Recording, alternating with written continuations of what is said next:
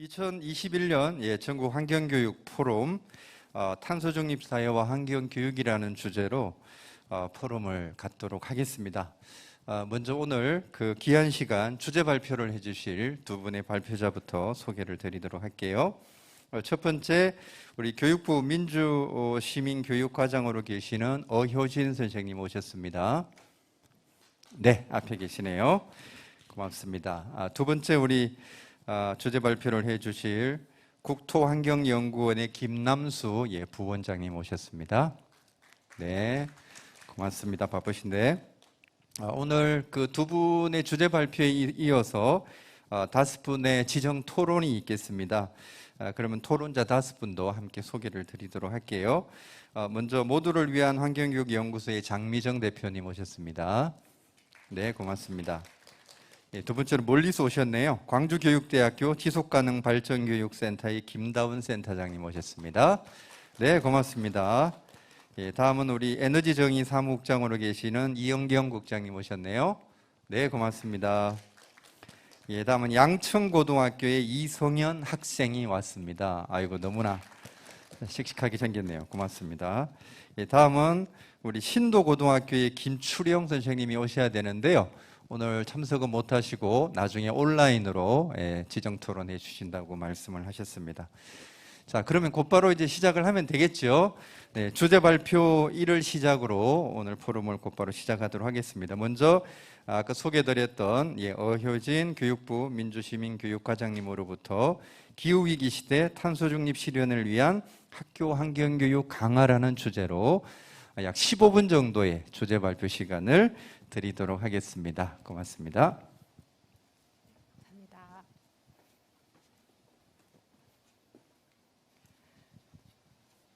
네, 안녕하세요. 반갑습니다. 제가 정말 주제에 과하게 여기서 주제 발표를 맡게 되어서 부담스러운 마음 반과 죄송스러운 마음 반을 가지고서 시작을 하겠습니다. 사실은 저는 이제 민주시민교육과장으로 이번 5월 1일자로 부임을 했습니다. 그렇기 때문에 여기 와 계신 여러분들, 그리고 아마 이제 유튜브를 통해서 보시고 계신 현장에서 지금까지 환경 문제에 대해서 고민하시고 해결 방안을 함께 마련하기 위해서 오늘도 방안을 고심하시는 이런 여러 현장의 전문가들보다는 제가 한참 많이 모자랄 것이라고 생각합니다. 저는 다만 이제 교육부에서 이런 환경교육 정책, 학교 환경교육의 정책을 추진을 함으로써 여러분들과 함께 좀 나아가는 방향을 좀 공유하고자 그런 위치에서 참석을 했다고 생각을 하고요. 저는 간략하게 저희의 정책 방향을 공유를 하고 여러분들이 주시는 좋은 의견들을 최대한 열심히 소화를 해서 우리가 하고 있는 정책에 좀 녹여낼 수 있도록 그렇게 하는 자리를 가지면 좋을 것 같습니다.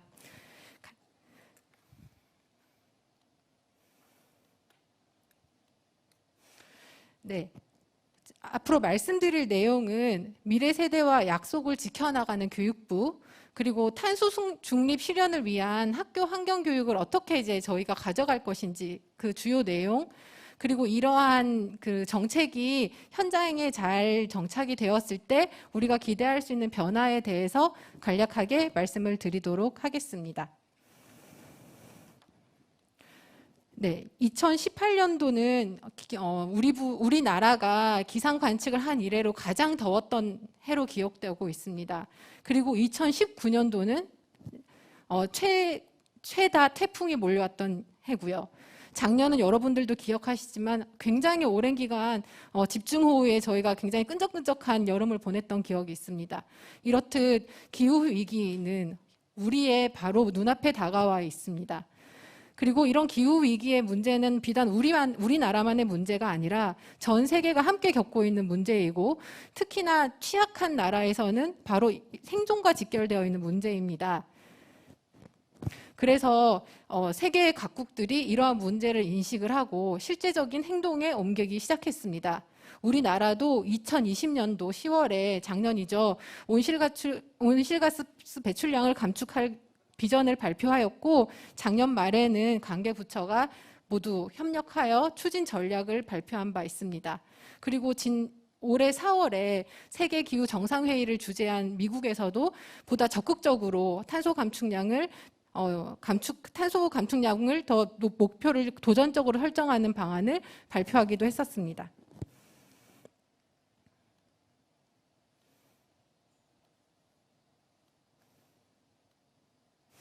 네, 사실 우리에게 닥친 이런 기후 위기에 대해서는 우리 어른들보다는 그러니까 좀 미래 세대인 청소년들이 더욱더 발빠르고 큰 목소리를 내주었습니다. 여러분들도 잘 아시는 그레타 툰베리는 현재 거의 이제 기후위기 대응을 하는 거의 메신저 역할을 하고 있죠. 기성세대에게 적극적인 기후위기 대응을 촉구하며 전 세계적 기후 관련해서 청소년들의 움직임을 이끌어냈습니다.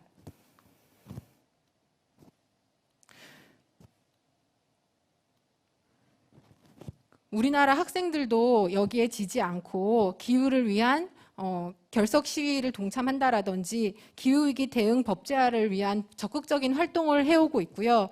교육부도 이러한 미래 청소년들의 목소리를 귀를 기울이기 위해서 지난해 10월 청소년들과 소통하는 기회를 가졌고 여기서 학교 환경 교육의 방향이라든지 교육 분야 실천을 위한 어떤 해결 방안에 대한 학생의 제안들을 청취를 했습니다.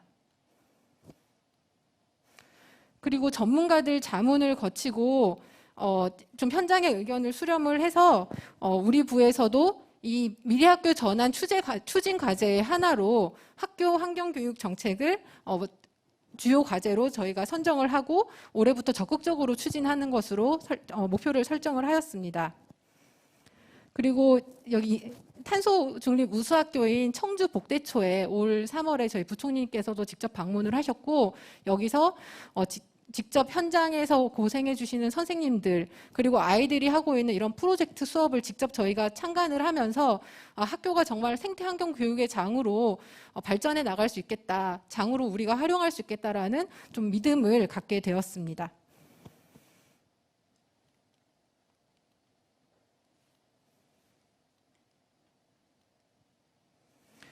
이러한 저희의 인식과 믿음 하에 좀 더 행동으로 옮기기 위해서 교육부만이 이 학교환경 교육을 지원할 것이 아니라 해양부, 산림청, 그다음에 기상청, 그리고 환경부 등이 각자 가지고 있는 분야별 전문성을 가지고 함께 학교환경 교육에 참여하기 위한 업무 협약을 체결하고 이러한 공동의 문제 인식을 바탕으로 올해는 작게 시작하는 사업입니다. 탄소 중립 중점 학교를 전국에서 5개 학교를 저희가 공모를 받기로 하였고 거기 그 학교에는 이 6개 부처가 공동으로 지원하는 다양한 프로그램들이 함께 이 학교에 지원이 되게 됩니다.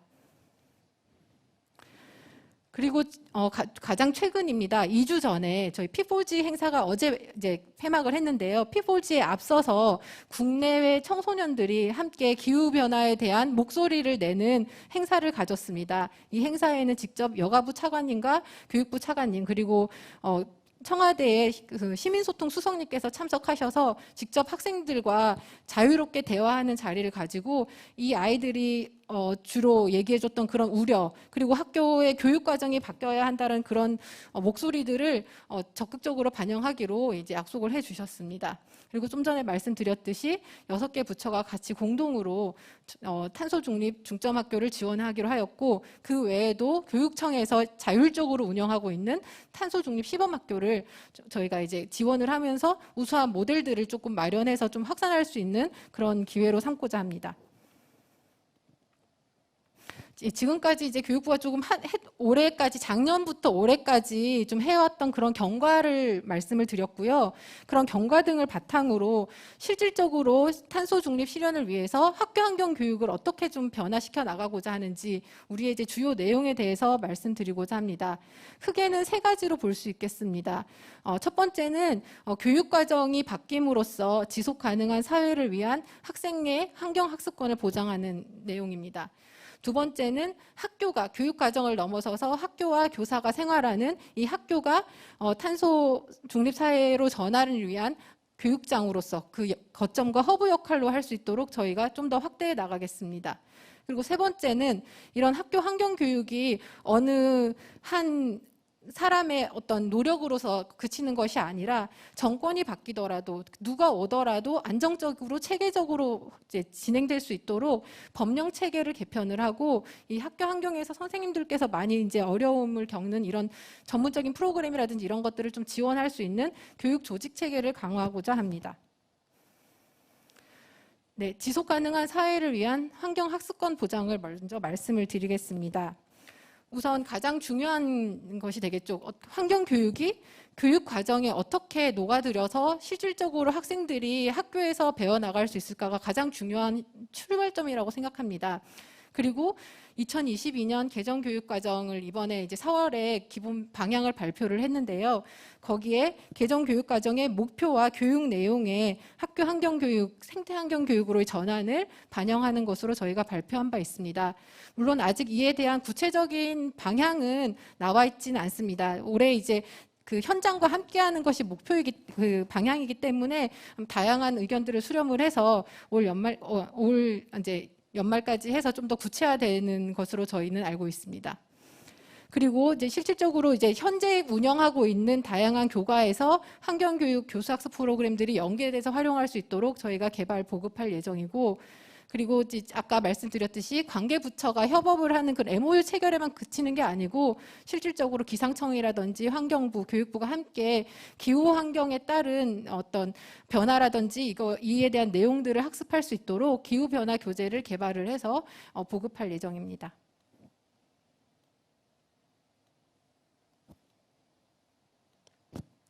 네, 교원에 대해서 말씀드리겠습니다. 흔히들 교육의 질은 교사의 질을 넘지 못한다고 합니다. 학교 환경교육이 성공적으로 정착하기 위해서 가장 중요한 부분은 선생님들이 얼마나 전문성을 가지고 열정과 에너지를 가지고 학교 환경교육에서 이렇게 녹여낼 수 있을까가 가장 중요하다고 보고요. 그래서 현장의 선생님들이 연구와 실천을 통해서 그리고 스스로, 그러니까 선생님들이 그런 자발적인 이런 학습 조직을 구축을 해서 이런 환경교육에 대한 자율적인 연수라든지 이런 부분들이 확산될 수 있도록 지원함과 동시에, 그리고 현재도 맞춤형으로 이제 교원 직무 연수가 이루어지고 있는데 이런 부분들에 대해서 환경교육도 교원 이제 신규 교원, 그리고 이제 전환기를 맞아서 복직하시는 선생님들, 그리고 좀 더 이제 연차가 되시는 선생님들에 맞춰서 좀 수준별 그리고 학교급별로 적절한 그런 연수 프로그램을 개발을 해서 시도교육청과 함께 개발을 해서 보급할 예정입니다. 그리고 또 무엇보다도 현직에 계신 선생님들에 대한 전문성도 중요하지만 앞으로 이제 교직으로 나오실 예비 교원의 전문성을 높이는 것도 굉장히 중요하기 때문에 현재 교사대의 교원 양성기관의 교육과정 중에 생태환경 교육이라든지 기후위기에 대한 이런 내용들이 좀 반영될 수 있도록 저희가 관련 부서랑 지금 협의를 해 나가고 있고, 이런 부분들이 어느 정도 반영이 될 것으로 지금 예상을 하고 있습니다.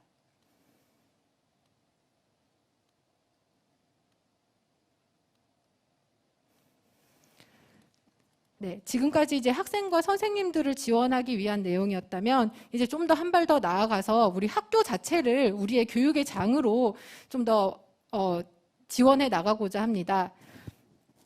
사실 학생들이 이제 생활하는 학교가 학생들이 제일 처음 만나는 가족을 벗어나서는 제일 처음 만나는 환경이기 때문에 이 학교에서 학생들이 환경 문제에 대해서 인식을 하고 이걸 지역 사회로 확산을 하고 그 지역 사회를 넘어서 전 세계로 나갈 수 있는 그런 좀 시야를 틔우는 그런 교육의 장으로 구축을 하려고 합니다. 그리고 지금 교육 활동으로 인한 탄소 발자국 측정이라고 되어 있는데요. 이거는 이제 어떤 거냐면 학교에서 다양한 교육 활동으로서 발생되는 이런 탄소량 등을 측정함으로써 학교에서 있는 이런 탄소 부분들을 스스로 학생과 선생님들이 스스로 인식을 하고 이걸 행동으로 실천해 나갈 수 있도록 작지만 이런 부분들도 학교에 좀 반영할 수 있는 시스템을 마련하고자 현재 정책 연구를 하고 있고, 이 부분들을 이제 저희가 좀 체계화해서 올 하반기에 마련할 저희 학교 환경교육 종합 이제 방안에 좀 내용을 담을 예정입니다. 그리고 이제 스스로 이런 학교 환경 교육장이 구축되기 위해서는 이런 스스로 할 수 있는 이런 문화들의 조성이 필요합니다. 이러한 문화는 또 저희가 민주시민 교육과이니만큼 학교 내 구성원들이 스스로 그러니까 소통을 하고 협업을 함으로써 이런 문화를 조성해 가도록 지원을 해 나가고, 그리고 학교와 교육청, 그리고 교육청과 교육부 간의 이런 소통 채널을 수시로 좀 운영할 수 있도록 확대할 예정입니다.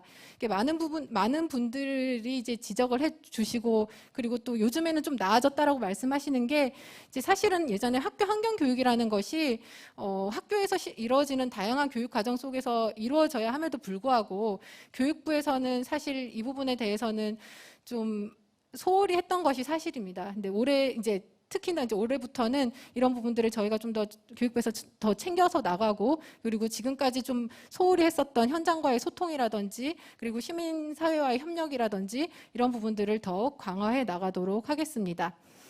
그리고 이제 아까도 피폴지에 앞서서 이제 청소년들과 토론회를 하는 자리도 가졌고, 작년 10월에 청소년들과 의견 수렴하는 자리도 가졌지만, 저희가 좀 더 각 청소년들을 포함해서 다양한 층의 이런 기후위기라든지 환경 문제에 대한 의견의 수렴을 하는 자리를 마련할 예정입니다.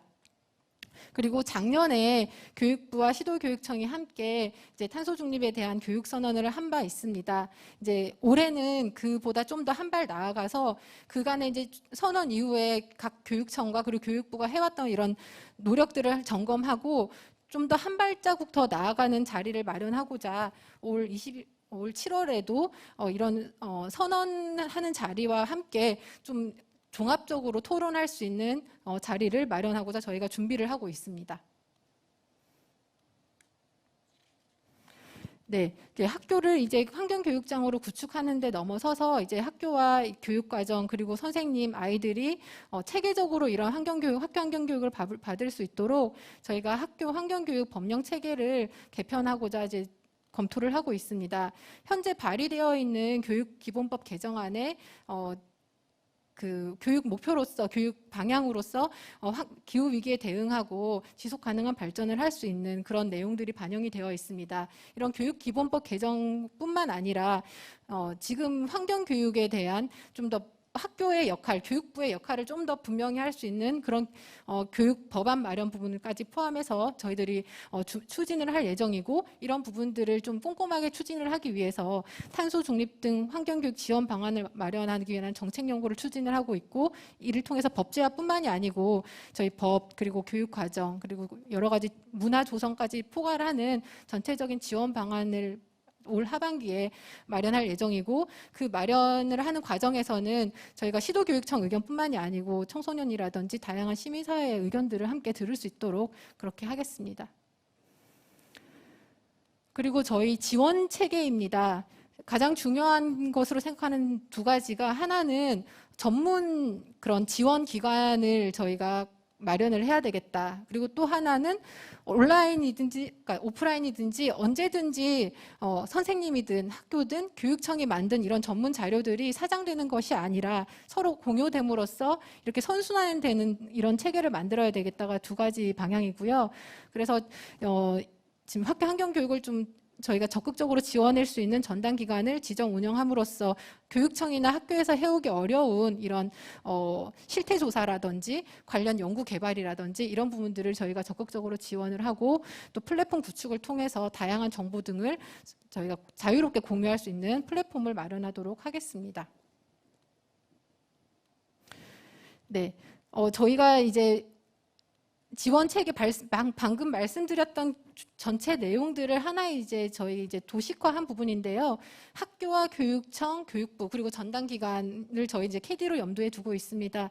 이 기관들이 서로 이제 수직적으로 위계를 가지는 것이 아니고 수평적으로 함께 소통하면서 저희가 한다면 학교 탄소 중립 실현을 위한 학교 환경 교육도 강화를 하고 미래의 환경 시민을 양성해 나갈 수 있을 것으로 기대를 합니다.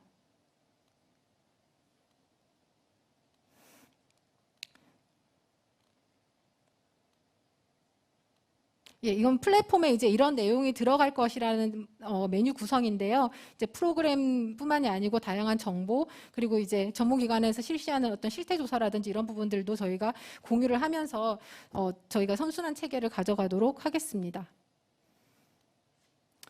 네. 저희가 이제 말씀드렸던 이런 학교 환경 정책 방향이 이제 현장에 무사히 안착이 된다면 학생과 그리고 학생의 환경학습권뿐만이 아니고 선생님들의 수업권을 저희가 이제 보장할 수 있을 것으로 기대하고 있고요. 그리고 학교가 단순히 이제 그냥 배움만을 교과서적인 지식만을 얻어가는 곳이 아니고 학생들이 학교에서 생활을 하면서 바로 환경교육에 대한 것을 실천하고 체득할 수 있는 교육장으로 구축하는 것을 일단 우선적으로 중요시하고 있습니다. 그리고 이러한 좀 강화되는 학교 환경교육 등을 서포트할 수 있고 현장의 어떤 부담을 좀 최소화하는 방향으로 지원할 수 있는 법제도와 그리고 지원 시스템을 저희가 함께 고민을 하겠습니다. 네, 제가 발표를 마치면서 간략하게 제 얘기를 말씀드리면 제가 이제 5학년짜리 초등학생 아들이 있는데 저희 아들이 어느 날 막 아침에 8시 넘자마자 바로 학교를 가겠다는 거예요. 그래서 왜 그러니 그랬더니 얼마 전에 학교에서 토마토를 심었는데 토마토가 열리는 거를 너무 보고 싶대요.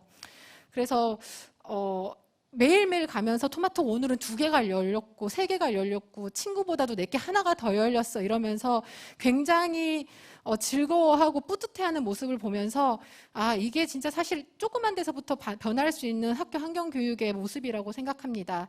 그래서 현장에서 늘 고민해 주시는 그리고 저희보다 한 발 앞서서 많은 아이디어를 제시해 주시는 현장의 전문가들의 좀 좋은 지혜를 저희가 적극적으로 모으고 또 교육부에서 열심히 좀 고민을 해서 좀 더 한 발 더 나아가는 학교 환경 교육을 마련할 수 있도록 열심히 노력하겠습니다. 감사합니다.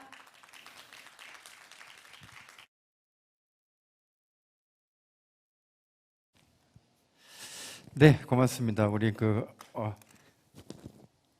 교육부의 탄소 중립 사회 실현을 위한 학교 환경 교육 강화 방안에 대해서 상세하게 말씀을 주신 것 같습니다. 2008년도에 이제 환경교육진흥법이 만들어졌는데요. 이제 2, 3년 됐나요? 우리나라 교육의 가장 근간이 되는 교육기본법이 개정된다고 하고요. 또 교육 과정에 기후위기와 탄소중립 사회에 대한 교육의 지향과 목표가 반영이 된다고 합니다. 작지 않은 변화의 시작이라고 생각이 되고요.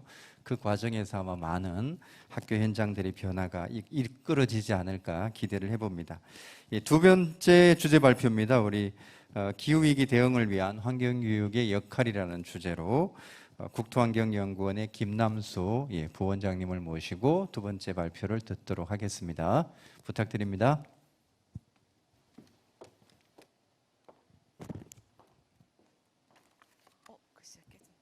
네, 안녕하세요. 저는 국토환경연구원이라는 연구소에서 일을 하고 있는 김남수라고 합니다. 너무 반갑습니다. 예, 제가 키가 작아서 여기 뒤에 있으니 잘 안 보일 것 같아서 앞으로 나왔습니다. 전국 환경교육 포럼에 준비를 하시는 선생님들께서 저에게 기후위기 대응을 위한 환경교육의 역할에 대해서 발표를 해달라고 주문을 주셨어요. 그리고 뭐 학교 말고 사회에 관한 것도 얘기를 해달라 이렇게 요청을 하셨는데 너무 어려운 주제인 겁니다. 그래서 제 생각에 제가 궁금한 질문들 몇 가지를 소개 말씀을 하는 식으로 발표를 대신하도록 하겠습니다. 예, 선생님도 이제 들어보셨을 수도 있는데 남태평양 나라의 섬나라 분들은 모든 공동의 관심사는 모여서 합의를 통해서 결정을 한다고 합니다. 그때 합의회의를 할 때 공동 질문이 우리는 지금 어디에 있는가? 우리는 어디로 가기를 원하는가? 그리고 그 길에 어떻게 갈 수 있는가? 이렇게 질문을 한다고 합니다. 이건 저 스스로 항상 진로에 대해서 고민을 할 때도 하는 질문이고 또 우리 환경교육이 항상 다루어야 되는 질문이 아닐까 이렇게 생각이 들어서 이 질문을 가지고 목차를 대신하고자 합니다. 먼저 아까 과장님께서도 말씀하셨지만 지구온난화가 일어나고 있고 그 지구온난화로 인한 기후위기가 상당히 심각하다라고 하는 것은 많은 분들이 이미 익숙해진 그런 사실이라고 볼 수가 있겠습니다. 특히 위도별 지역별로 기온 상승폭이 상당히 차이가 나서 더 기후가 불안정한 상황이라고 볼 수가 있겠습니다. 우리나라가 지난 5월 달에 기상청에서 발표한 지난 109년 동안의 기후변화 보고서를 보면 평균 기온이 약 1.6도씨 정도 올랐고 여름의 길이가 길어졌고 상대적으로 겨울의 길이가 짧아지는 등 계절 길이의 변화를 상당히 많이 확인할 수가 있었고요. 제가 들었던 가장 이제 쇼킹했던 사건이라고 하면 작년 여름에 저는 가보지도 못한 이 북극의 약 66.5도 이상인 위도가 그렇게 높은 지역에 있는 베르호얀스키라는 곳이 작년 6월 달에 38도를 기록했다고 합니다. 이 북극의 폭염이라고 하는 것은 거기에 있는 영구동통층이 녹는다는 의미고 거기에 있는 메탄가스가 새어나올 위험도 있는 것이고 당연히 지층이 저렇게 떨어져 나오기도 합니다. 이렇게 뭔가 다시 되돌리기는 어려울 만한 큰 변화들이 지구 곳곳에서 일어나고 있어서 우리는 이런 것들을 흔히 지구 생태계의 티핑 포인트라고 하는데 이 보시는 그림 하나하나에서 빨갛게 표시한 곳은 이게 물이 됐든 바다가 됐든 대기가 됐든 순환 패턴에 문제가 생긴 곳들이고 파란색으로 표시한 곳은 얼음이나 물에 큰 문제가 생긴 곳이고요. 그다음 초록색으로 표시된 지역들은 뭔가 생물권 구성 요소들의 큰 변화가 있어서 얘가 자칫하면 결코 돌이킬 수 없는 상황이 될 수도 있겠다라고 우려가 되는 그런 지역이라고 볼 수가 있겠습니다. 예, 그러면 당연히 여기 살고 있는 인간들은 사람들이죠. 사람들뿐만이 아니라 동물, 식물 모든 생태계 구성 요소들 또 비인간 생물들도 다 위험에 처해 있는데 대략 생물학자들은 보수적으로 추산해서 지구상에 약 810만 종의 동식물이 있는데 이 중에 약 100만 종, 100만 마리가 아니라 100만 종의 생물이 멸종 위기에 있다라는 보고를 본 적이 있습니다. 그래서 이 원인을 좀 생각을 해보면 지금 보시는 그래프는 하나하나 설명드리려고 가지고 온 건 아니고요. 그래프의 경향 중에 위로 쭉 올라가는 건 대부분 인간의 편리와 관련된 내용들입니다. 파란색으로 좀 표시한 건데요. 1인당 육류 소비량, 인구 또는 세계 GDP 이런 것들이죠. 그리고 경향상 아래로 내려간 애들은 대부분 그로 인해서 질적인 악화가 이루어지고 있는 요소들을 의미합니다. 출산율이라든가 브라질 아마존 산림 면적이라든가 나무 피복 소실량 등이 줄고 있습니다. 좀 더 길게 보면 이거는 이제 1980에서 2020년의 변화라고 볼 수 있는데요. 지구 전체에서 물질량을 연구하는 분들의 연구를 봤더니 동물이 차지하는 생물량이 약 4 정도라고 하면 비율로 했을 때 플라스틱이 차지하는 비율이 8이라고 합니다. 이제 단위 환산을 했을 때 그리고 나무와 강목을 900 정도로 추정을 하면 건물과 인프라는 1100이라고 합니다. 그러니까 사람들이 지구 전체에서 만들어낸 물질량이 자연스럽게 생겨난 동물과 식물보다 차지하는 양이 훨씬 많다는 거고요. 이런 것들을 드러내는 가장 대표적인 용어가 요즘에 이제 인류세라는 용어를 사용하고 있습니다. 이게 뭐가 잘 안 되네요. 예, 그리고 이제 가장 간단하게 이제 탄소 중립 얘기를 많이 하게 되는데 2021년 5월 20일 날 대기 중의 이산화탄소 농도 평균적으로 418, 17 ppm이었습니다. 제가 확인해 봤을 때. 근데 1850년도에 대기 중의 이산화탄소가 286 정도 됐다고 하면 이 현재의 418과 과거의 286 사이에 이 차이가 왜 생겼는가를 나타내 주는 그림이라고 볼 수가 있겠습니다. 그래서 주로 대기 중의 탄소를 많이 들어가게 한 탄소 원들은 석탄, 석유, 가스, 시멘트, 토지 이용의 문제 이런 것들이 있겠고 거꾸로 대기 중에 있는 탄소를 흡수하는 흡수원들의 역할들도 있었을 텐데 이 탄소원과 탄소 흡수원의 역할이 균형이 안 맞다 보니까 대기 중에 탄소가 굉장히 많이 농축된 상황이라고 보실 수가 있겠습니다. 그러면은 이제 이게 지금 우리가 어디에 있는가를 이야기를 했다면 어디로 가기를 바라는가 혹은 어디로 갈 것인가를 좀 생각을 해볼 수가 있는데요. 그림을 보시면 지금 현재 이제 저렇게 파랗게 표시한 건 현재까지의 실측치고 나머지는 이제 추정치라고 볼 수가 있는데 그래프를 자세히 읽기보다는 제가 위에 써놓은 것처럼 정말 아무것도 안 하면 이거보다 이후에 굉장히 많이 농도가 높아지고 온도가 높아질 것이다. 그리고 뭐라도 좀 하는 상황이라고 하면 우리가 보통 그것을 이제 RCP로 그러니까 대기 중의 이산화탄소 농도를 가지고 어떤 농도가 농축될 것인가를 가지고 RCP 경로라고 하는데 RCP 8.5는 정말 아무것도 안 하고 이 상태로 쭉 가는 경우 그 다음에 뭐라도 좀 하는 경우는 RCP 4.5 경로라고 하고 그다음 최대한 억제를 하는 경우는 RCP 2.6 정도라고 얘기를 하는데 큰 변화가 있을 것이다라고 전망이 됩니다. 예, 그리고 제가 좀 재밌다고 생각한 그래프인데요. 이건 뭐냐면 예전에 그 IPCC 보고서가 3차 보고서 정도 나올 때는 지구 전체에서 온도가 올라갔을 때 사람들이나 지구 생태계가 위험을 받을 수 있는 온도가 한 5도 정도 올라가면 위험할 것이다. 이렇게 예측을 했습니다. 근데 연구가 진행되면 진행될수록 5도가 아니라 4도, 4도가 아니라 3도, 3도가 아니라 2도만 지구 전체의 평균 기온이 상승을 하더라도 지구상에 있는 대부분의 지구 생태계에 있는 분들이 또 여러 가지로 위험을 받을 것이라는 예측이 나오고 있는 상황입니다. 특히 2018년에 나온 IPCC 특별 보고서는 2도 상승만 해도 굉장히 높은 위험에 빠질 것이다라고 전망이 되고 있습니다. 그러다 보니 그 파리협정이나 2018년 IPCC 보고서에서는 2도가 아니라 전 지구적 평균 기온 상승폭을 1.5도씨로 제한을 해야 된다. 당연히 배출하는 이산화탄소의 양 굉장히 많이 줄이고 공기 중에 있는 이산화탄소 포획을 해서 땅속에 묻어야 된다. 그래서 순 배출량 제로를 만들어야 된다라고 해서 넷제로라고 하는 그 용어가 등장을 하게 됐습니다. 예, 그래서 넷제로 혹은 이제 탄소 중립이라는 말을 상당히 많이 하는데요. 우리나라 전망을 보면 우리나라는 2050년에 RCP 2.6인 경우와 RCP 8.5인 경우에 색이 되게 다르죠. 온도 변화가 굉장히 클 거라고 차이가 있을 거라고 보는데요. 그 앞쪽에 SSP라는 그 용어가 있습니다. 요 소개를 잠깐 말씀을 드리자면 기존에는 공기 중에 나가는 이산화탄소 농도만을 가지고 미래를 전망을 했다면 최근에는 SSP를 가지고 미래의 다양한 그 시나리오를 전망을 합니다.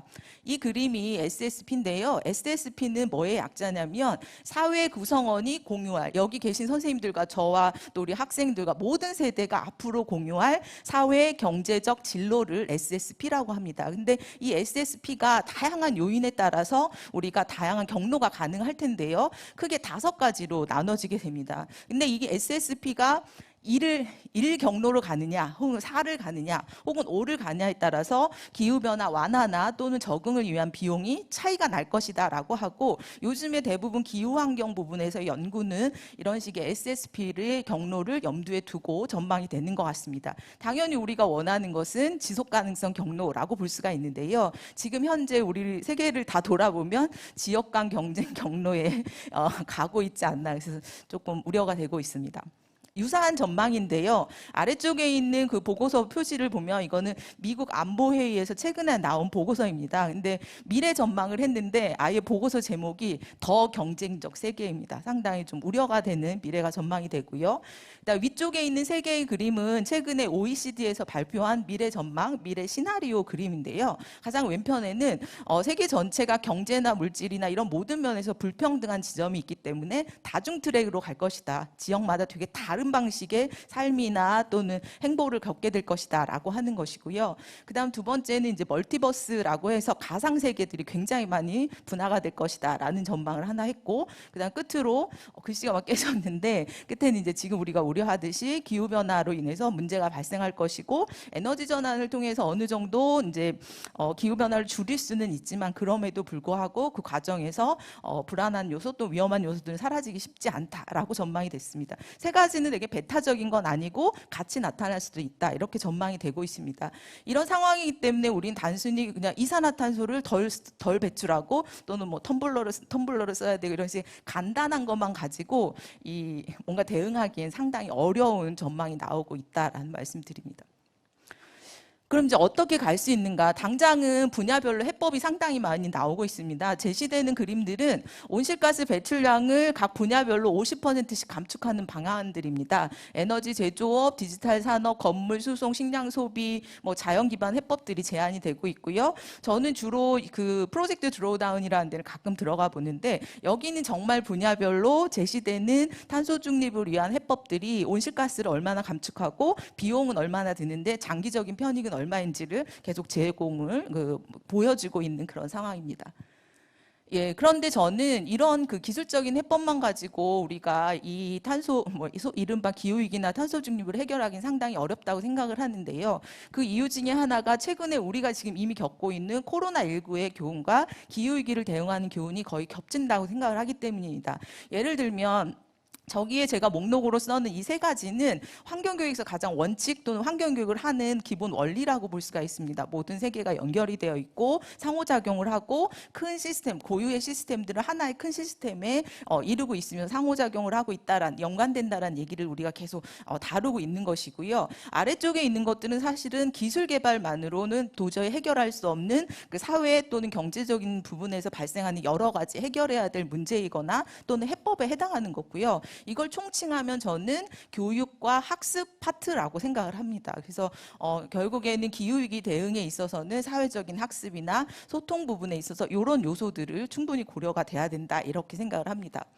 그런 측면에서 이것은 그 ACE라고 해서 기후변화 협약에서 강조하고 있는 일종의 기후 교육 프로그램 틀이라고 보실 수가 있겠습니다. 그래서 국가별로 유엔에 그 나라별로 어떻게 온실가스 감축할 것인지 국가 결정 기여 방안 제출할 때 이 내용도 내라고 안내가 되어 있습니다. 보시는 것처럼 우리는 이런 모든 부분에 있어서 교육이나 또는 소통과 학습을 강화해야 되는 상황이고요. 당연히 학교가 굉장히 중요한 역할을 할 수밖에 없습니다. 근데 제목을 보시면 임파워먼트라고 되어 있는데요. 이 임파워먼트라는 게 권한을 주는 건데, 권한이라고 하는 건 단순히 그냥 컴피턴스, 역량을 길러주는 것뿐만이 아니라 책임과 권한을 이 위기를 헤쳐나가는 데 있어서 모든 사람들에게 골고루 나눠주라는 의미로 저는 이해가 되거든요. 그래서 이런 영역들을 좀 다뤄야 될 것 같고요.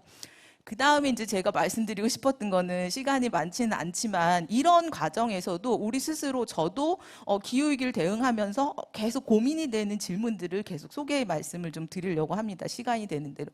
가장 먼저 우리가 코로나19도 그렇지만 뭐 이런 위기가 왔으니까 너는 뭐를 해야 되고 이전에 우리가 이 상황을 어떻게 겪는지 감정적인 부분이라든가 몸이라든가 여러 가지 것들에 대해서 좀 공유가 필요하지 않을까라는 생각이 듭니다. 이 왼편에 있는 사진은 그 초등학생들이 지금 현재를 그린 아주 암울한 그림이고요. 청년들이 굉장히 더 심각하게 기후변화를 느끼고 있습니다.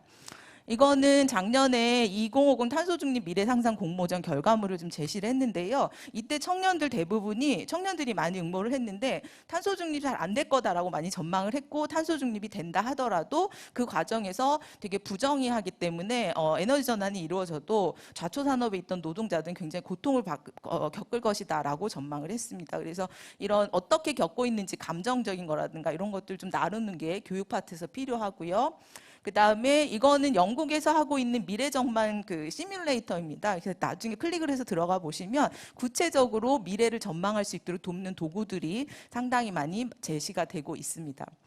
다음 두 번째 질문은 우리가 기후위기와 관련해서 그냥 기후위기, 넷제로 이런 단어뿐만이 아니라 굉장히 많은 단어들이 지금 떠다니고 있는데, 이런 정보와 이야기들이 자주 접하는 것도 중요하게 되는데, 이 중에 위기에 관한 거를 너무 많이 얘기하기보다는 저는 대안에 관한 얘기들을 좀 더 강조가 됐으면 좋겠습니다.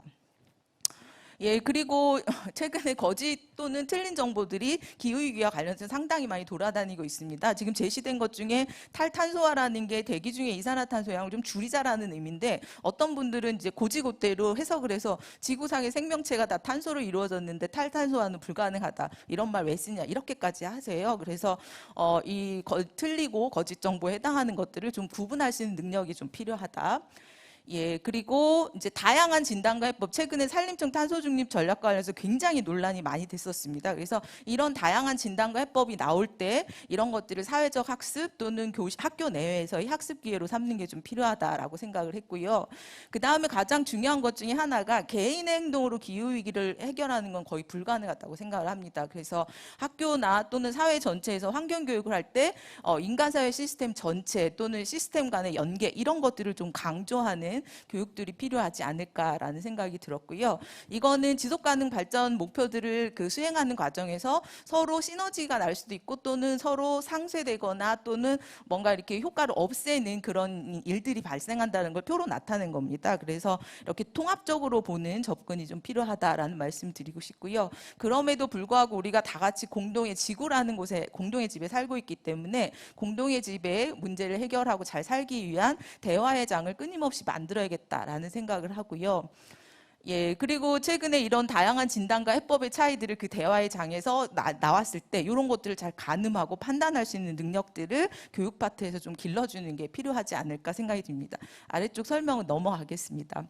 그리고 이것은 제가 그림을 그린 건데, 그러니까 기후위기 대응을 하지 않게끔 뭐 역할을 하는 다양한 이야기들을 저는 소위 기후지체 담론이라고 표현을 합니다. 이 기후지체 담론들이 되게 우세가 되면 우리는 아무리 탄소 중립 교육을 열심히 한다 하더라도 이 위기를 다 같이 해결하기는 쉽지 않을 것 같습니다. 그래서 이런 것들을 이제 구분하고 선택하고 논쟁할 수 있는 장도 필요하지 않을까라는 생각이 들고요.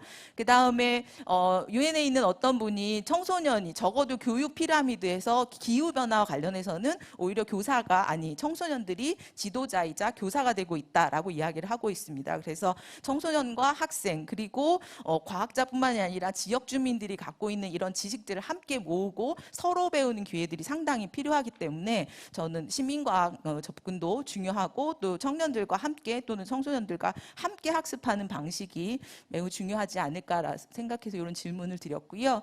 마지막으로 이제 지식이나 정보만 배우기보다는 이 플라스틱 방앗간이나 내지는 성대골에 있는 에너지 협동조합처럼 실질적인 변화를 만들어낼 수 있는 플랫폼을 만들어주면 이런 의지가 있는 사람들이 뭔가 행동을 하고 변화를 만드는 데 굉장히 기여할 수 있지 않을까 이렇게 생각이 듭니다.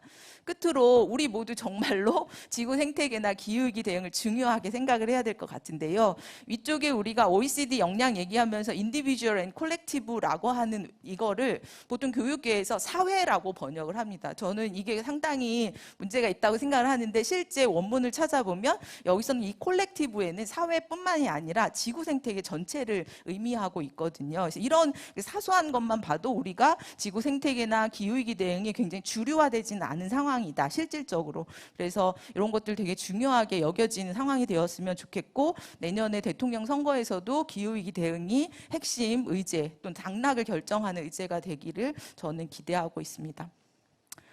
예, 그래서 우리가 지금 이제 얼전시 긴급한 것도 있지만 사실 에이전시라고 해서 우리 모두 능동적이고 또 자율적으로 이걸 헤쳐나갈 수 있는 역량도 상당히 필요하고 이미 어느 정도 있다고 생각합니다. 이런 것들을 우리 여기 계신 선생님들과 또는 교육 분야 또는 시민사회에 있는 분들이 다 같이 그 취재해 나갔으면 좋겠습니다. 예, 발표 마치겠습니다. 예.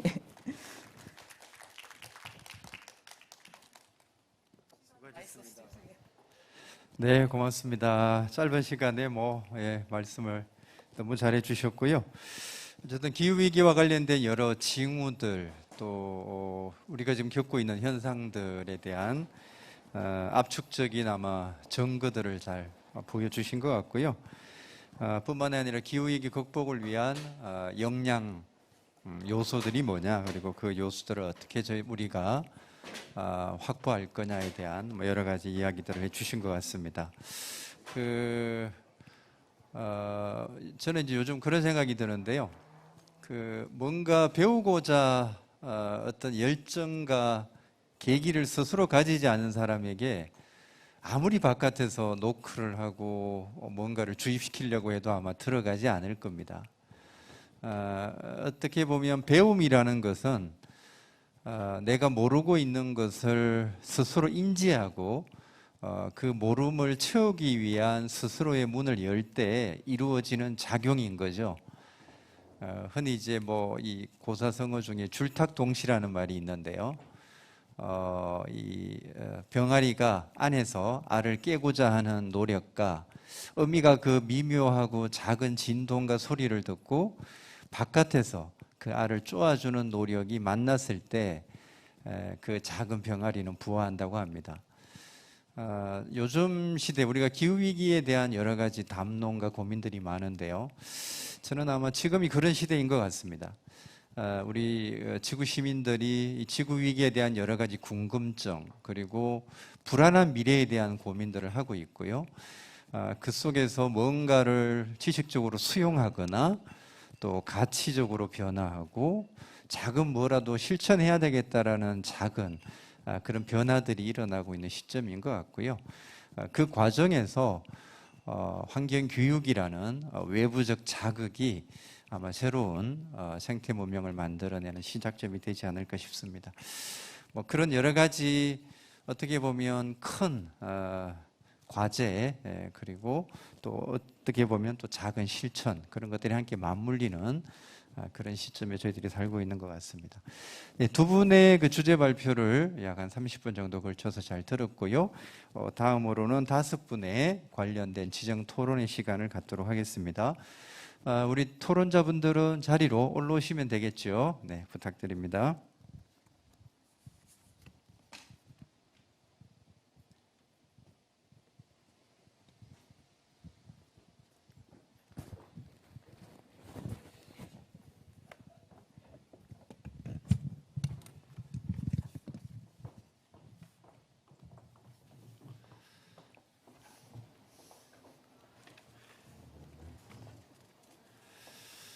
네. 사실은 엄청나게 넓은 강당인데요. 몇 분들만 이렇게 앉아 계시고 온라인으로 이런 포럼을 한다는 게 좀 어색하기도 하고요. 여전히 또 신선하기도 합니다. 예정되어 있는 시간들이 되게 타이트하기 때문에 곧바로 진행을 해야 될 것 같습니다. 제가 주문받기로는 토론자분들은 7분 정도의 시간을 부여하신 걸로 그렇게 알고 있고요. 토론자가 5분이라서 좀 빠르게 진행을 해야 될 것 같습니다. 먼저 그러면 우리 모두를 위한 환경교육연구소의 장미정 대표님, 토론 부탁드리겠습니다. 네, 안녕하세요. 이렇게 귀한 자리에 초대받게 돼서 영광으로 생각합니다. 요즘 참 반가운 것 같아요. 사람들을 만나는 일이 이렇게 귀한 때가 있었나 이런 생각이 들고, 또 오늘 이제 앞에 발제 얘기 들으면서도 그렇고, 최근에 이제 환경 위기, 기후 위기 이런 걸 어느 때든 우리가 심각하지 않다고 느끼진 않았는데 지금처럼 다급하고 더 심각하게 느꼈던 시절도 없는 것 같아서 한편으로 참 마음이 무겁습니다. 그런데 오늘 여기 오전 중에 있었던 초록학교 사례 들으면서 굉장히 감명 깊게 들었고요. 또 앞에 두 분 발제도 너무 희망 있는 이야기들을 담아주셔가지고 큰 힘이 될 거라고 생각이 됩니다. 일단 저는 오늘 두 분 발제에 대해서 한 가지 정도씩 제 의견을 말씀드리는 걸로 토론을 해보려고 합니다. 오늘 지난해 전국 교육감님들이 모이셔서 기후위기 교육을 열심히 하겠다 이렇게 비상선언도 하셨고, 거기에 아마 이어서 교육부에 오늘 어효진 과장님 발제도 참 반가웠습니다. 행동하고 실천하는 지구 생태 시민으로 살아가기 위해서 학생들한테 환경 학습권을 보장한다. 그리고 지역사회와 함께하고 지속가능한 삶을 실천할 수 있는 문화를 만들어가는 지역 거점으로서의 학교 환경교육장을 만든다. 또 교육부 차원에서 기후위기에 대응하고 그런 법적 근거를 마련한다. 이게 사실 너무나 오랫동안 환경교육의 장에서 수건처럼 얘기해 왔던 과제들을 너무나 잘 집약했다고 생각을 했습니다. 문제는 실행이겠죠. 얼마나 신속하고 명확하게 또 흔들림 없이 실행에 갈 수 있을지, 그것이 이제 과제일 텐데요. 그 과정에서 학생들로부터 지역 사회까지 이어지는 환경망을 얼마나 넓힐 수 있을까, 이거에 대해서 많이 생각을 해봤고, 또 학교와 함께 사회에서도 그런 역할을 하기 위해서 만반의 준비를 해야 되지 않을까 이런 생각을 했습니다. 실제로 이제는 탄소 중립에 실질적 기여를 해야 되기 때문에 조금 더 생각을 할 수 있었고요. 어제 저녁에 이제 전국에 환경교육 하시는 관심 있는 교사분들이 모이셨어요. 그래서 지금 개정교육과정을 앞두고 교육과정이 어떻게 바뀌어야 될지 열띤 토론을 밤늦게까지 하는 걸 보면서 2015년 개정교육과정 때에도 저희가 다급하게 모여서 얘기를 했던 기억이 나는데, 그래도 이번에는 이 시급성들을 교육과정에는 적어도 반영되지 않을까, 이런 하나의 기대를 좀 가져봤습니다. 그래서 총론에서부터 우리가 어떤 사람을 키울 것인가에 있을 때 이제 생태 소양, 지구 시민으로서의 소양을 강조되어야지만 이 모든 것들이 해결의 실마리를 찾을 수 있다고 생각하고요. 그럼에도 불구하고 또 다른 한편으로는 학교 환경 교육이 너무나 중요한 거는 제론의 여지가 없지만 사실 학교 환경 교육만으로 해결할 수 없다는 것 또한 우리가 너무나 잘 알고 있습니다. 지금 우리는 100년 뒤의 미래를 걱정하는 게 아니고 6년, 7년, 10년 뭐 이렇게 일을 걱정하는 중이라는 사실을 상기하면 더 그렇죠. 그래서 사실은 최근에 이제 뉴스 검색어를 검색을 해보니까 환경 문제나 위기, 오염 이런 거를 검색을 하면 기후 변화나 미세먼지 그리고 뭐 환경부 아니면 주민들 이런 단어들이 떠오르는데 환경 교육을 검색을 하면 어린이들이라는 용어가 크게 포착이 되더라고요. 근데 사실은 지금 이런 오염을 위기를 만들고 또 해결해야 될 당사자 들로서는 사실 어린이라기보다는 우리 성인들일 텐데 그래서 어찌 보면 학교 교육에 너무 환경 기후 위기를 강조하는 것을 학교 교육에만 치우치는 건 좀 문제가 아닌가 이런 생각을 하고 있고요. 그래서 그보다는 전 세대가 환경교육 공동체로 하나의 방향을 지향하되 생애 주기별로 각자의 소임을 다할 수 있도록 정책도 만들고 할 필요가 있다고 생각합니다. 어린이들은 생태 환경 소양을 바탕을 세우는 시기고 청소년들은 생태 비전을 키우는 그러는 동안 성인들이 녹색 전환을 실천하고 환경 책임을 성숙시키고 실천하는 모습을 보여주는 것이 가장 좋은 교육이 아닐까 이런 생각을 해보고요. 이런 변화를 위해서 정부나 지자체, 교육청, 관계부처의 어떤 정책 개발과 지원이 전제로 이런 일들이 이루어질 수 있기를 바랍니다. 네, 두 번째 김남수 박사님 발제를 들으면서 늘 그렇듯이 너무 좋은 질문을 많이 던져주셔서 많은 배움이 있었습니다. 그리고 특히 이제 기후 역량 기르기 부분은 우리가 정말 하나하나 짚어볼 필요가 있다는 생각을 했었고요.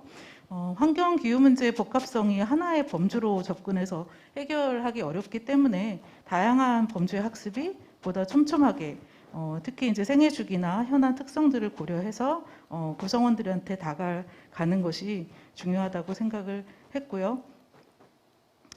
발제에서 말씀하신 것처럼 뭐 1차적으로는 어떤 습관의 변화 그리고 기능의 변화를 통해서 효능감을 경험하는 것 그리고 인식 증진, 사회 참여 그런 것들을 견인하는 것 그거와 함께 또 자유로운 정보 접근 그리고 미디어 소양을 강화해서 비판적 정보 습득 능력을 향상시키는 것 그리고 이제 공동 논의에 이제 기후 변화와 관련해서 다양한 당사자들이 참여하고 의사결정하는 일들을 경험하게 하는 것 이런 것들이 이제 시민 환경 교육한테 주어진 역할이라고 생각을 해봤고요. 그런데 한 가지 좀 얘기하고 싶었던 거는 우리가 이제 현재 어떻게 겪고 있고 어떤 미래를 그리는지에 관해서 더 많이, 더 넓게 소통할 필요가 있다는 생각이 들었습니다. 그러니까 모두가 똑같이 느끼고 있다고 가정하는 것이 매우 위험하다 이런 생각이고요. 미래가 없다고 절망하는 청소년들과도 우리가 소통을 해야 되고 또 그 정도는 아니라고 외면하는 사람들과도 소통을 해야 한다고 생각합니다. 아직도 거기 있느냐 이렇게 으름장말 놓는 것은 어찌 보면 혐오를 부추길 수도 있기 때문에 급해도 같이 가야 된다는 그런 가야지만 해결 가능한 문제라서 한 번쯤은 생각을 해봐야 될 것 같고요. 지구의 문제가 내 문제로 인식하는 것이 사실은 다 그럴 것이라고 생각하지만 제가 최근에 조사를 해보니까 전지구적 문제가 심각하다고 생각하십니까? 라는 답에는 78%가 응답을 했고 저희 연구진이 조사한 건데요. 그리고 근데 우리 지역 우리 지역 구가 환경 문제가 심각하냐라고 했을 때는 매우 심각하다고 한 사람이 33.8%밖에 안 되더라고요. 심지어 심각하지 않다라고 하신 분도 있었어요. 근데 전 세계 문제에 대해서는 심각하지 않다고 하신 분이 없었거든요. 아마 인류가 환경 문제를 인식해 왔던 모습과 우리의 그런 지금의 생각들이 크게 다르지 않다고 생각합니다. 그래서 우선은 한 걸음부터 이제 주인의식을 갖게 하고 또 그 다음에 급한 일들을 어떻게 같이 할 수 있을지 서로 뭔가 용기를 내고 용기를 낼 수 있도록 격려해주고 그런 교육들이 다양한 차원으로 이루어져야 될 것 같습니다. 네, 지금 이런 변화들이 한번 해보기에는 기회가 한 번밖에 없기 때문에 없을 수 있기 때문에 마지막 기회일지도 모르기 때문에 혁신의 과정이라는 인식을 가지고 조금 더 작은 일이라도 또 각자의 자리에 살 수 있는 것 무엇이라도 해야 할 것 같습니다. 작은 전환 없이 거대한 전환은 없기 때문입니다. 네, 이상으로 토론 마치겠습니다. 네, 고맙습니다. 기후위기 극복을 위해서 환경교육의 가치 필요성은 너무나 절박하다라고 언급을 하셨고요. 특히 이제 그 다양한 연령별로 또는 다양한 수준에 맞는 환경교육의 접근 방식, 또 물음에 대한 또 답들을 찾아가야 되는 거 아닌가 이렇게 언급을 해주신 것 같습니다. 고맙습니다. 다음은 우리 광주교육대학교의 우리 김다원 센터장님, 네, 지정 토론 부탁하겠습니다.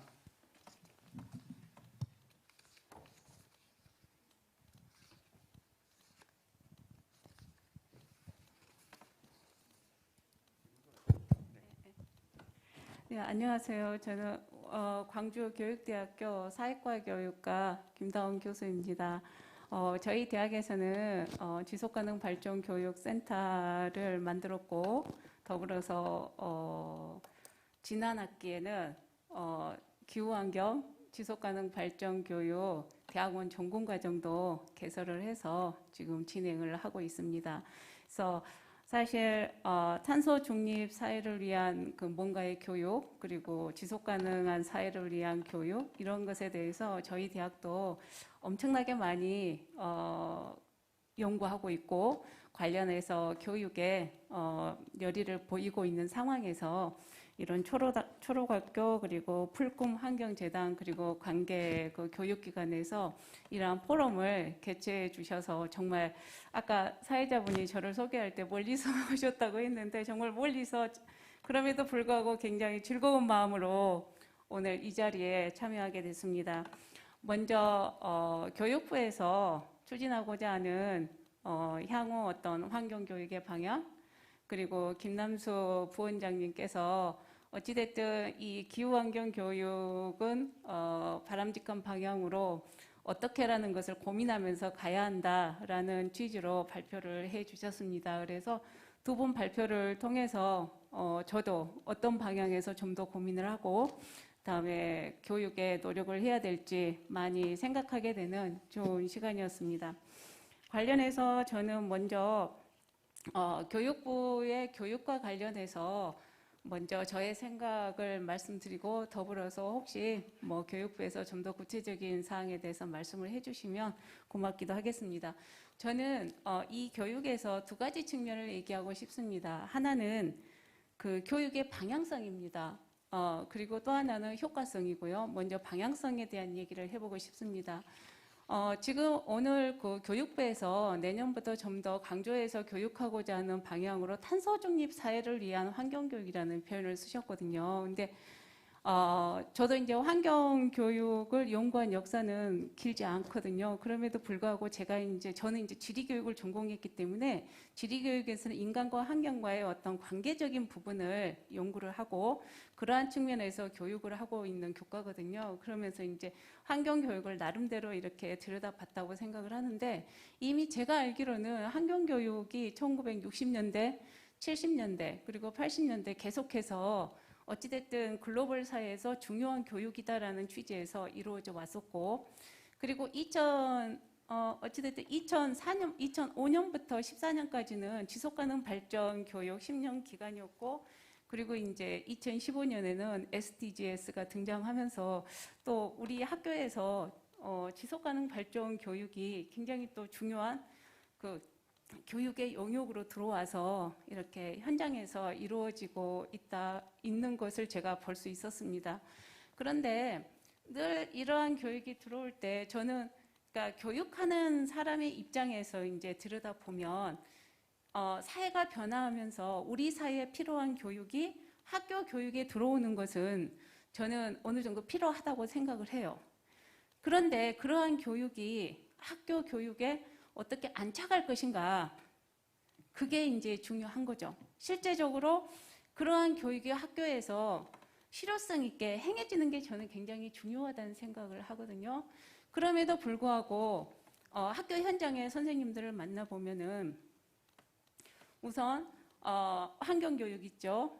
또 여기 오늘 발표해 주신 어효진 과장님은 또 민주시민교육 까드시더라고요. 그래서 요즘 또 민주시민교육이 있죠. 그다음에 SDGs가 오면서 또 지속가능 발전 교육 들어왔죠. 그다음에 다문화 교육도 지금 이루어지고 있죠. 또 문화다양성 교육도 이루어지고 있죠. 세계시민 교육도 이루어지고 있죠.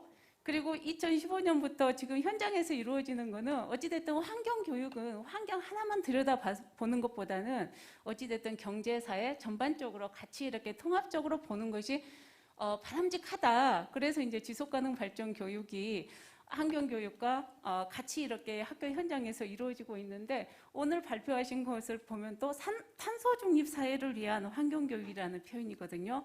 그렇다면 이러한 교육의 방향이 무엇인지 저도 어찌됐든 한 학기에 한 편씩 관련 논문을 쓰고 있거든요. 이번 학기에도 하나 쓰면서도 엄청나게 고민한 부분들이었어요. 예, 그리고 선장 선생님들의 이러한 그 질문에 대해서 저도 답하기가 어렵더라고요. 그래서 지난 학기에는 제가 환경교육과 지속가능 발전 교육을 어떻게 같이 가지고 가나? 어떤 방향으로 가야 되지? 그 고민을 하고 있었는데 오늘은 또 탄소 중립 사회란 말이죠.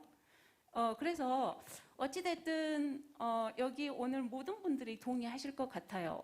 이런 탄소 중립 사회를 위한 환경 교육은 정말 필요해 라는 부분. 그럼에도 불구하고 좀 방향성을 조금 명확하게 좀 가지고 가자. 예. 그래서 이런 유사 교육과 관계를 어떻게 설정할 것인가. 예. 그러한 부분에 대한 그 고민이 필요하더라고요. 사실 교육부에서는 탄소 중립 사회를 위한 환경 교육 또는 지속 가능한 사회를 위한 지속 가능 발전 교육을 하시오라고 하면 되는데 현장에서는 실제적으로 제가 이번 학기에도 8분의 선생님과 관련 교육을 실제적으로 이렇게 같이 하고 있는 입장인데요. 상당히 힘들어하세요. 예. 그래서 그런 방향성을 좀 더 위에서부터 명확하게 좀 설정해 놓고 아래로 이렇게 교육이 내려올 수 있게 해 주었으면 좋겠다. 만약에 교육부에서 추진한다라고 한다면 그러한 방향성에 대한 부분들이 좀 명확하게 설정이 되었으면 좋겠다는 생각을 하고요. 다음에 이제 또 하나 아까 이제 어효진 과장님 발표하실 때 신기후 체제에 대응하는 교육 또는 기후 위기에 대응하는 교육 이러한 용어들이 이제 알았습니다. 나오는 것처럼 어찌됐든 방향을 좀 명확하게 하자라는 부분이고요. 다음에 두 번째는 효과성 부분이라는 생각이 들거든요. 어떻게 학교 현장에 안착을 할까, 시킬까. 근데 저는 개인적으로 그런 생각을 참 많이 해요. 어떻게 안착을 시킬까? 그렇다면 이 교육이 실제 수업 시간에 행해져야 되는 것이잖아요.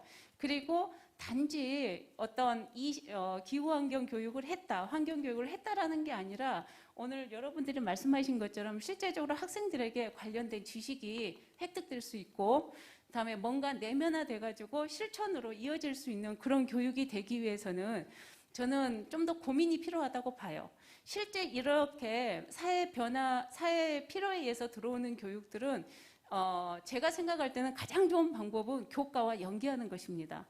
교과와 연계했을 때 좋은 점이 두 가지가 있거든요. 하나는 어찌됐든 정기적으로 교육이 이루어진다는 것이고 다음에 두 번째는 어찌됐든 모든 교육은 지식에 기반해야 되거든요. 그렇다면 관련된 교과 지식에 기반해서 관련된 어떤 스킬이라든가 가치라든가 행동 이것으로 이어졌을 때 저는 그 교육이 조금 실효성을 지닐 수 있을 거라는 생각을 합니다. 다음에 또 하나의 제가 좀 제시하고 싶은 거는 지역사회와의 연계예요. 우리 학교 밖에 보면은 여러 가지 뭐 인권, 환경, 다음에 뭐 물순환, 뭐 자원 등등의 어떤 그런 영역에 뭔가 전문성을 가지고 있는 전문가분들이 계시더라고요. 그런데 학교 선생님들이 이러한 모든 교육을 이렇게 담아내기에는 사실 저는 쉽지 않다고 봐요. 엄청난 연수가 진행되지 않는 한. 예. 그래서 이러한 사회 필요에 의해서 들어오는 교육들은 학교 밖의 기관들과 뭔가 상호 협력적인 관계를 구축한다면 그분들하고 현장 교사가 같이 교육을 하는 거예요. 그래서 저는 이제 지역사회 연계 교육이라고 얘기하고 싶은데요. 이런 부분에 대한 고민이 조금 필요하겠다라는 생각입니다. 예, 시간이 돼서 마무리하겠습니다. 미안합니다. 네, 고맙습니다. 하실 말씀이 많으신데요. 예, 뭐 아마 여기 계신 분들이 다 이런 문제의식이 있으실 것 같습니다. 요즘 뭐 교육부도 생태 환경 교육이라는 용어를 쓰시다가 또 요즘 탄소 중립 뭐 여러 가지 용어들이 사실은 좀 들락날락하고 있고요. 어쨌든 기존에 해보지 못했던 또 우리 인류의 생존과 관련된 대단히 시급한 이런 과제를 목전에 두고 있어서 이게 기존의 교육 체제 속에서 가능한 거냐. 그러니까 주제를 학교로 끌고 들어간다고 해서 이 문제가 그냥 해결되는 건 아니지 않는가, 이런 문제의식들이 사실은 저변에는 깔려 계시지 않는가 싶습니다. 네, 나중에 시간이 좀 더 남으면 조금 더 말씀을 듣도록 하겠습니다. 다음은 우리 그 순서를 조금 바꾸었어요. 신도고등학교의 김추령 선생님께서 자리 함께하고 계시지는 못한데 온라인으로 지정 토론을 하시기로 되어져 있습니다. 준비가 됐나요? 네. 그러면 김추령 선생님, 네, 지정 토론 부탁드리겠습니다. 네, 얼굴이 잘 보이시네요. 고맙습니다. 네, 안녕하세요. 저 신도고등학교의 김추령입니다. 제 얼굴이 너무 크게 보이지 않았으면 하는 작은 희망을 가져보는데 어떤가 모르겠습니다.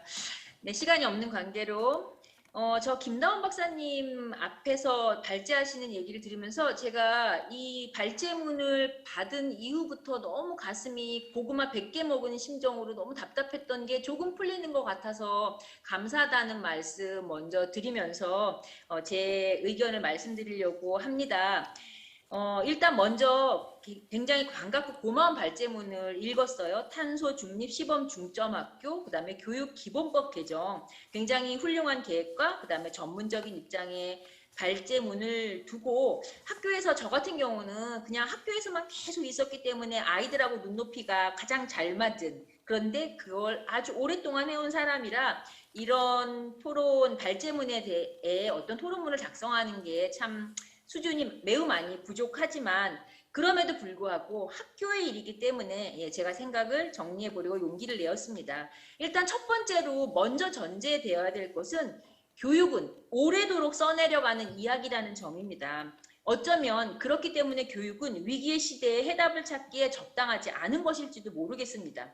하지만 뿌리의 성질을 바꿀 수 있는 근간이 되는 것이기 때문에 반드시 교육에서도 해답을 찾아야 합니다. 우선 교육만으로 해결되지 않는다는 것을 우리 모두가 확실하게 먼저 인식했으면 합니다. 학교에 있는 사람으로서. 바로 지금도 석탄 화력발전소가 새롭게 지어지고 있는 뉴스가 보도되고 있는데 학교에서 학생들한테 화석연료를 급격하게 줄여야 한다. 그러니까 얘들아, 고기 말고 채소를 먹어야 돼. 채식급식 실행해야 돼. 잔반 남기면 안 돼. 라고 하는 이러한 상황은 매우 부조리한 상황 아닙니까? 국가적 차원에서 모든 정부 부처의 탄소 배출 급감을 위한 시급한 실천이 먼저 있는 것이 위기에 걸맞는 행보라는 걸 재차 확인하고 싶습니다. 하지만 물론 우리 교육이 오래 써내려가는 이야기라도 교육은 바꿔나가야 되는 건 저도 동의합니다. 그 다음에 두 번째로 용어에 대한 걸 먼저 말씀드리고 싶습니다. 앞서 발제하시는 교육부 관계자분들이나 다들 이번 2022 개정 교육 과정에 기후변화와 생태환경 문제를 중점적으로 풀어내겠다, 총론이나 이런 거에 반영하겠다라고 의지를 발표하셨는데 정말 적극 환영하면서 저는 이 부분이 보다 분명하게 되려면 용어가 바로 쓰여져야 한다라는 부분입니다. 예를 들어서 지금 현행 2015 개정 교육과정을 제가 이제 과학교사라 보면 통합과학과 지구과학 원 교과서에는 기후 위기라는 용어는 등장하지 않고 있습니다. 기후 변화라는 용어도 최근에 와서 이게 아주 조금씩 등장하고 있는데 우리가 실제로 이 부분이 바로 되려면 기후 위기라고 하는 용어가 교육과정 개정에 쓰여져야 된다고 생각합니다. 대한민국 학교 교육에서 가장 강력한 힘을 발휘하는 것은 누구나 동의하듯이 교육과정입니다.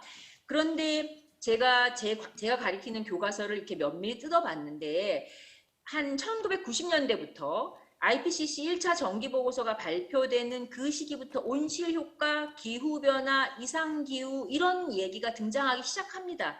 그런데 2015 교육과정 개정까지도 이 1990년대에 등장한 내용이 크게 달라지지 않습니다. 크게 달라지지 않고 예를 들어서 지구온난화, 사막화, 엘니뇨 이게 그냥 나란히 병렬적으로 별개의 다른 환경 문제로 아주 오래전부터 있었던 별개의 다른 지구온난화 문제, 사막화 문제, 엘니뇨 문제가 이렇게 병렬적으로 그냥 나열되어 있고요. 또 빈권, 해양, 되먹임 현상 이렇게 오늘날의 기후변화를 이해하는데 주요하게 다루어져야 할 그런 요목들은 아예 언급되지 않거나 분절적인 낱말로 등장하고 있어요. 그리고 또 다른 한편 교과서에 어떤 것들이 서술되고 있냐면 기후변화가 또 다른 기회가 될 수 있다. 또 다른 기회가 될 수 있다며 지구공학과 관련된 기술이나 아무런 비판 없이 지구공학과 관련된 기술이나 아니면 북극개발 적극적으로 우리가 북극 항로 개척 이런 부분들을 해야 한다라고 하는 것들이 아무런 전제나 아니면 뭐 단서 조항 없이 그냥 그대로 실려 있는 게 교과서의 현재의 상황이거든요. 그래서 2022 개정 교육과정에서 두루뭉실하게 애둘러 가지 말고 기후 위기라고 하는 부분들을 명확히 해야 하고 그래서 교과서를 집필하는 전문가분들이나 학자분들도 너무 보수적으로 교과서를 집필하지 마시고 현재 상황에 걸맞는 그런 내용들이 교과서에 분명하게 들어갔으면 하는 희망을 가져봅니다. 그 다음에 또 흔히 기후위기를 얘기할 때 대기 중에 축적되는 탄소의 양의 증가가 문제가 아니라 증가 속도가 문제라고 얘기를 많이 합니다. 전문가분들이. 기후위기에 대한 대응교육도 마찬가지라고 생각을 합니다. 왜냐하면 문자 그대로 위기이기 때문이지요.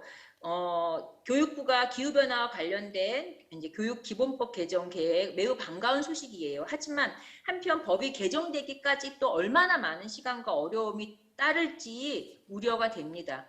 학교에는 다양한 지침에 의해서 의무적으로 실시해야 되는 앞서 토론하신 분이 말씀하셨지만 김다원 박사님이 말씀하셨지만 너무 많은 의무 교육을 해야 합니다. 뭐 각종 폭력 예방 교육, 각종 성교육 이런 게 너무 많이 의무적으로 진행되기 때문에 학교에서는 이런 것이 이루어져야 될 시간을 확보하기 위해서 학급 회의나 학급 활동 시간조차 확보를 못하고 있는 상황이거든요.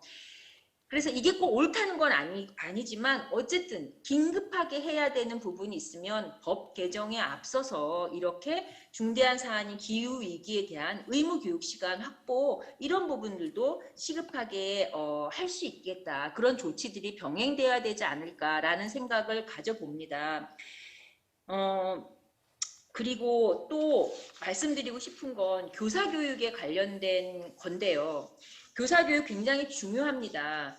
이제 얼마 전 이제 이웃학교 선생님하고 어떤 부분을 이야기를 했냐면 기후변화와 관련된 주제통합 수업을 하려고 하는데 주제통합 수업을 교과목 연계 융합 수업이에요. 이걸 하려고 하는데 자기가 아무리 호소를 해도 선생님들이 이게 같이 하겠다. 그래 저랑 같이 합시다. 라고 하는 사람이 없어서 너무 상처를 입었다라고 말씀을 하시더라고요.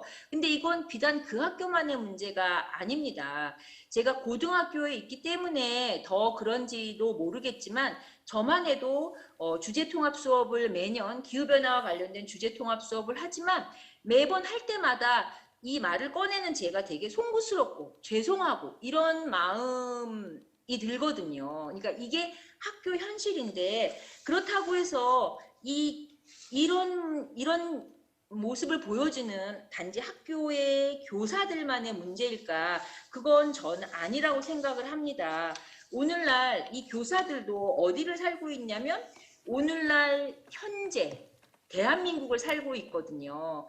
대한민국 실은 보면 항상 두 마리 토끼를 잡으려고 해요. 뉴딜을 얘기하면서도 앞에 그린을 붙여야 하고 그러니까 이게 그린 수소인지 그레이 수소인지 그것보다도 일단 수소면 된다라고 하는 정책이나 아니면 지금 다들 뭐 교사뿐만이 아니라 온 국민이 나서서 어떻게든 이 금융 자본의 현란한 흐름을 쫓아가면서 어디에 투자를 해볼까 다들 이러고 있는 상황이 그런 현재의 그 오늘을 살고 있는 게 우리 교사라는 생각이 들고 그래서 이러한 교사 교육은 앞서도 말씀하셨지만 단순히 이제 교사의 변화뿐만이 아니라 사회가 그다음에 우리나라가 함께 같이 바뀌어져야 되는 부분이라고 생각을 합니다. 참 반가운 소식은 작년도부터 서울시에 있는 여러 교육지원청에서 선생님들을 대상으로 한 15시간의 생태 전환 의무교육이 실시되고 있더라고요. 물론 아직 거기에 대한 학교 현장의 반응은 정말 너무 미미해서 좀 안타까울 지경이긴 하지만 어쨌든 그런 부분들부터 시작을 해서 좀 더 적극적으로 이 부분이 변화되어야 된다는 생각이 듭니다. 마지막으로 채식급식에 대해서 말씀드리고 마치겠습니다.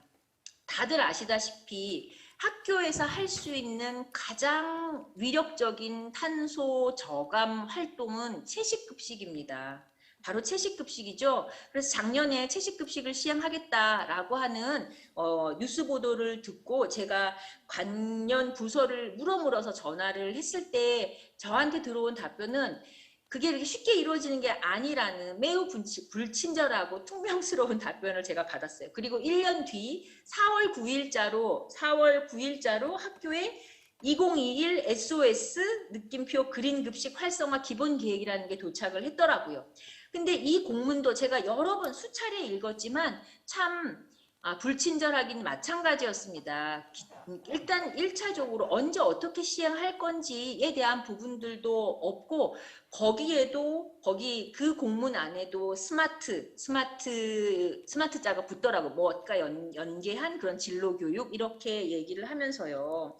그래서 저는 학교에서 부랴부랴 학생들을 3주째 간담회를 준비를 하고 채식 특강을 열고 하면서 잔반 없는 채식급식을 연착륙시키기 위해서 노력을 하고 있는데 앞서 여러 발제자 분들끼리 학교 분들께서 뭐라고 말씀하셨냐면 학교의 자발성에 기대요 라고 얘기했는데 학교에서 자발적으로 몸부림치고 있는 교사는 참 너무 힘이 듭니다.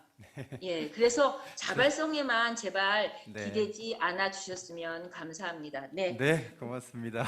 네, 이상 마치도록 하겠습니다. 네. 너무 길어서 죄송합니다. 네.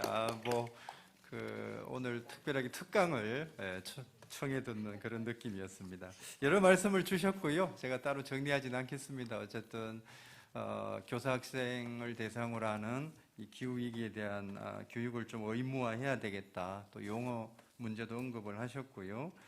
여러 가지 교육 체제에 대한 또 개편 언급을 해주셨습니다. 고맙습니다. 다음은 우리 에너지정의의 이은경 국장님, 부탁드립니다. 네, 안녕하세요. 앞서서 교육부의 어쨌든 방향 키가 좀 돌려졌다는 것, 그리고 우리 김담수 박사님 발제에서 어떤 미래를 그릴 것인가 되게 인상 깊게 사실 들었는데요. 혹시 당근을 흔든다는 말이 무슨 말인지 아세요? 혹시 아시는 분, 혹시 옆에 아세요? 역시 네, 청소년만 아는 단어인가 봐요. 엊그제 그 P4G 대회장 앞에서 우리 청소년 기후행동을 함께하는 청소년들이 썩은 당근을 이렇게 부으면서 당근을 흔든다 이런 웹포스터를 돌렸는데요. 저도 그걸 몰라서 저희 아이에게 물어봤더니 알더라고요. 당근을 흔든다가 위기 상황에서 구해주세요. 뭐 약간 이런 표현 맞는 거죠? 네, 고맙습니다. 그렇다고 해요. 그래서 P4G라는 그 국제회의장 앞에서 청소년들이 당근을 흔들었던 이유들이 사실상 우리 교육이 나아가야 하는 방향을 그대로 보여주고 있는 게 아닐까라는 생각을 하고 있습니다. 실제로 기후위기가 굉장히 심각해지고 있는 건 사실이고 누구나 아시다시피 그렇고 어느 순간 기후위기가 날씨가 춥다 덥다 뭐 북극의 얼음이 녹는다를 좀 넘어서서 이제는 뭐 전기 공급이 끊기고 식량이 부족하고 물이 부족하고 이런 그냥 인간의 위기 그리고 모든 생명의 위기로 다가오고 있는 상황이잖아요. 그런 상황에서 청소년들은 어쨌든 미래에 대한 고민이 더 많아지고 있고 그 스스로를 미래 세대가 아니라 미래를 살아가야 할 현재 세대라고 사실 칭하면서 교육에 대한 문제 제기를 계속하고 있죠. 아까 그 과장님께서 사진 제시해 주셨던 사진 중에 교육부하고 작년 가을에 교육부 장관님과 청소년들이 만났던 사진을 주셨는데 그때 참석했던 청소년들의 이야기를 좀 들어보면 교육부에서는 아마 환경교육이 어떻게 갔으면 좋겠는지 제안을 해달라라고 우리를 부른 것 같다. 그런데 우리는 그게 아니라 그 자리에서 석탄 발전 멈춰를 외쳤다. 이런 표현을 쓰시고 실제 사진에도 피켓에 보면 그런 문구들이 쓰여져 있거든요. 환경교육을 해주세요가 아니라 석탄 발전을 멈춰주세요라고 구호를 외칩니다. 위기에서 그들을 구하는 방법, 그리고 위기를 해결하는 방법이 실질적인 방향의 전환이 그런 식으로 진행이 되어야 된다라는 것을 스스로 주체가 되어서 외치고 있는 거죠. 그래서 수혜적인 교육의 대상으로 청소년 혹은 시민들을 바라보는 것이 아니라 청소년과 시민들이 기후위기 해결을 위해서 어떤 행동을 해야 하는지, 그리고 어떤 삶의 변화를 가져와야 하는지를 정확하게 메시지로 전달해 주는 것, 그리고 함께 고민할 수 있게끔 장을 만들어 주는 것이 사실은 더 필요한 기후위기 교육일 거라고 저는 생각을 합니다. 요번에 피포지를 문재인 대통령이 홍보를 하면서 홍보 영상을 찍었는데요. 거기에 문구가 이렇게 되어 있습니다. 나 혼자만의 노력이 무슨 소용이 있겠느냐는 생각을 하지 않는 것이 중요하다. 지구와 환경을 지키기 위한 정부와 국가 간 협력도 중요하지만 더 중요한 것은 개개인의 작은 실천이다라고 강조했다. 이렇게 기사가 떴습니다. 실제로 개개인의 실천 되게 중요하죠. 당연히 중요하고요. 절대 놓치지 말아야 할 나의 행동의 하나일 텐데 과연 정부와 국가 간의 협력보다 개개인의 실천이 더 중요할까? 피포지 행사장에서 청년들도 그렇고 청소년들도 그렇고 피켓을 들었는데 그 피켓에 그런 표현이 있었어요. 개인의 실천보다 더 중요한 건 정부의 행동입니다. 실제로 온실가스가 배출되는 원인들을 살펴보면 개개인이 배출하는 것보다 기업이 배출하는, 특히 우리나라만 해도 10개 기업이 우리나라 절반 이상의 온실가스를 배출하거든요. 그랬을 때 내가 아무리 허리띠를 졸라매고 나 스스로 아무리 금욕적인 생활을 해도 이것이 큰 탄소 중립의 미래를 열 수 없는 한계를 그대로 보여주고 있는 거죠. 근데 정부도 그렇고 교육도 그렇고 마지막에는 기후위기가 심각합니다라고 막 얘기를 해놓고 결국에는 자, 에너지 절약을 합시다. 텀블러를 들고 다니세요. 장바구니를 사용합시다. 라고 메시지를 계속 내오고 있는 거고 실제 지금의 교육 현장에서도 대부분 그렇게 결론이 납니다. 왜냐하면 사람들이 교육을 듣고 나면 심각한 건 맞는데 나는 무엇을 할까요? 라고 물어보면 가장 쉽게 대답할 수 있는 게 그 해결책이기 때문인 거죠. 오히려 그들에게 정부와 기업에 요구하라. 그리고 실제 행동하게끔 계속 이야기하라. 그리고 나를 정말 위기에서 구할 것은 정부와 기업의 행동이다. 라고 메시지를 내십시오. 라고 요구하는 게 사실 지금의 기후위기 현장에선 더 필요한 게 아닐까. 왜냐하면 이제 에너지 절약하고 텀블러 사용하고 장바구니 사용하는 건 너무나 잘 알고 있습니다. 유치원생도 뭘 할까요 하면 다 그림으로 그리거든요. 이제는 그 교육을 좀 벗어난 교육이 학교 교육뿐만이 아니라 사회환경 교육 안에서도 저는 환경 교육보다는 기후위기 교육이라는 표현을 좀 더 정확하게 썼으면 좋겠다라는 아까 선생님 의견에 되게 동의하는데요. 그 기후위기 교육 안에 그렇게 담겼으면 좋겠다는 생각이 듭니다. 그래서 온실가스 배출에 책임을 지는 것, 즉 의무를 내가 갖는 것도 되게 중요하지만 내가 이 기후위기 시대를 살아가고 있는 이 시대의 사람으로서 앞으로의 미래를 안전하고 행복한 미래로 꿈꿀 수 있게 해달라라는 권리도 주장할 수 있는 교육이어야 한다라는 부분들을 좀 강조드리고 싶었습니다.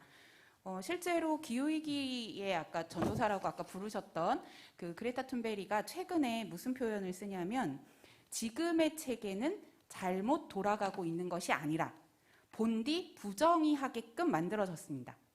라는 표현을 씁니다. 최근에 우리 백신 서로 더 많이 확보하려고 국가 간의 경쟁들이 있었죠.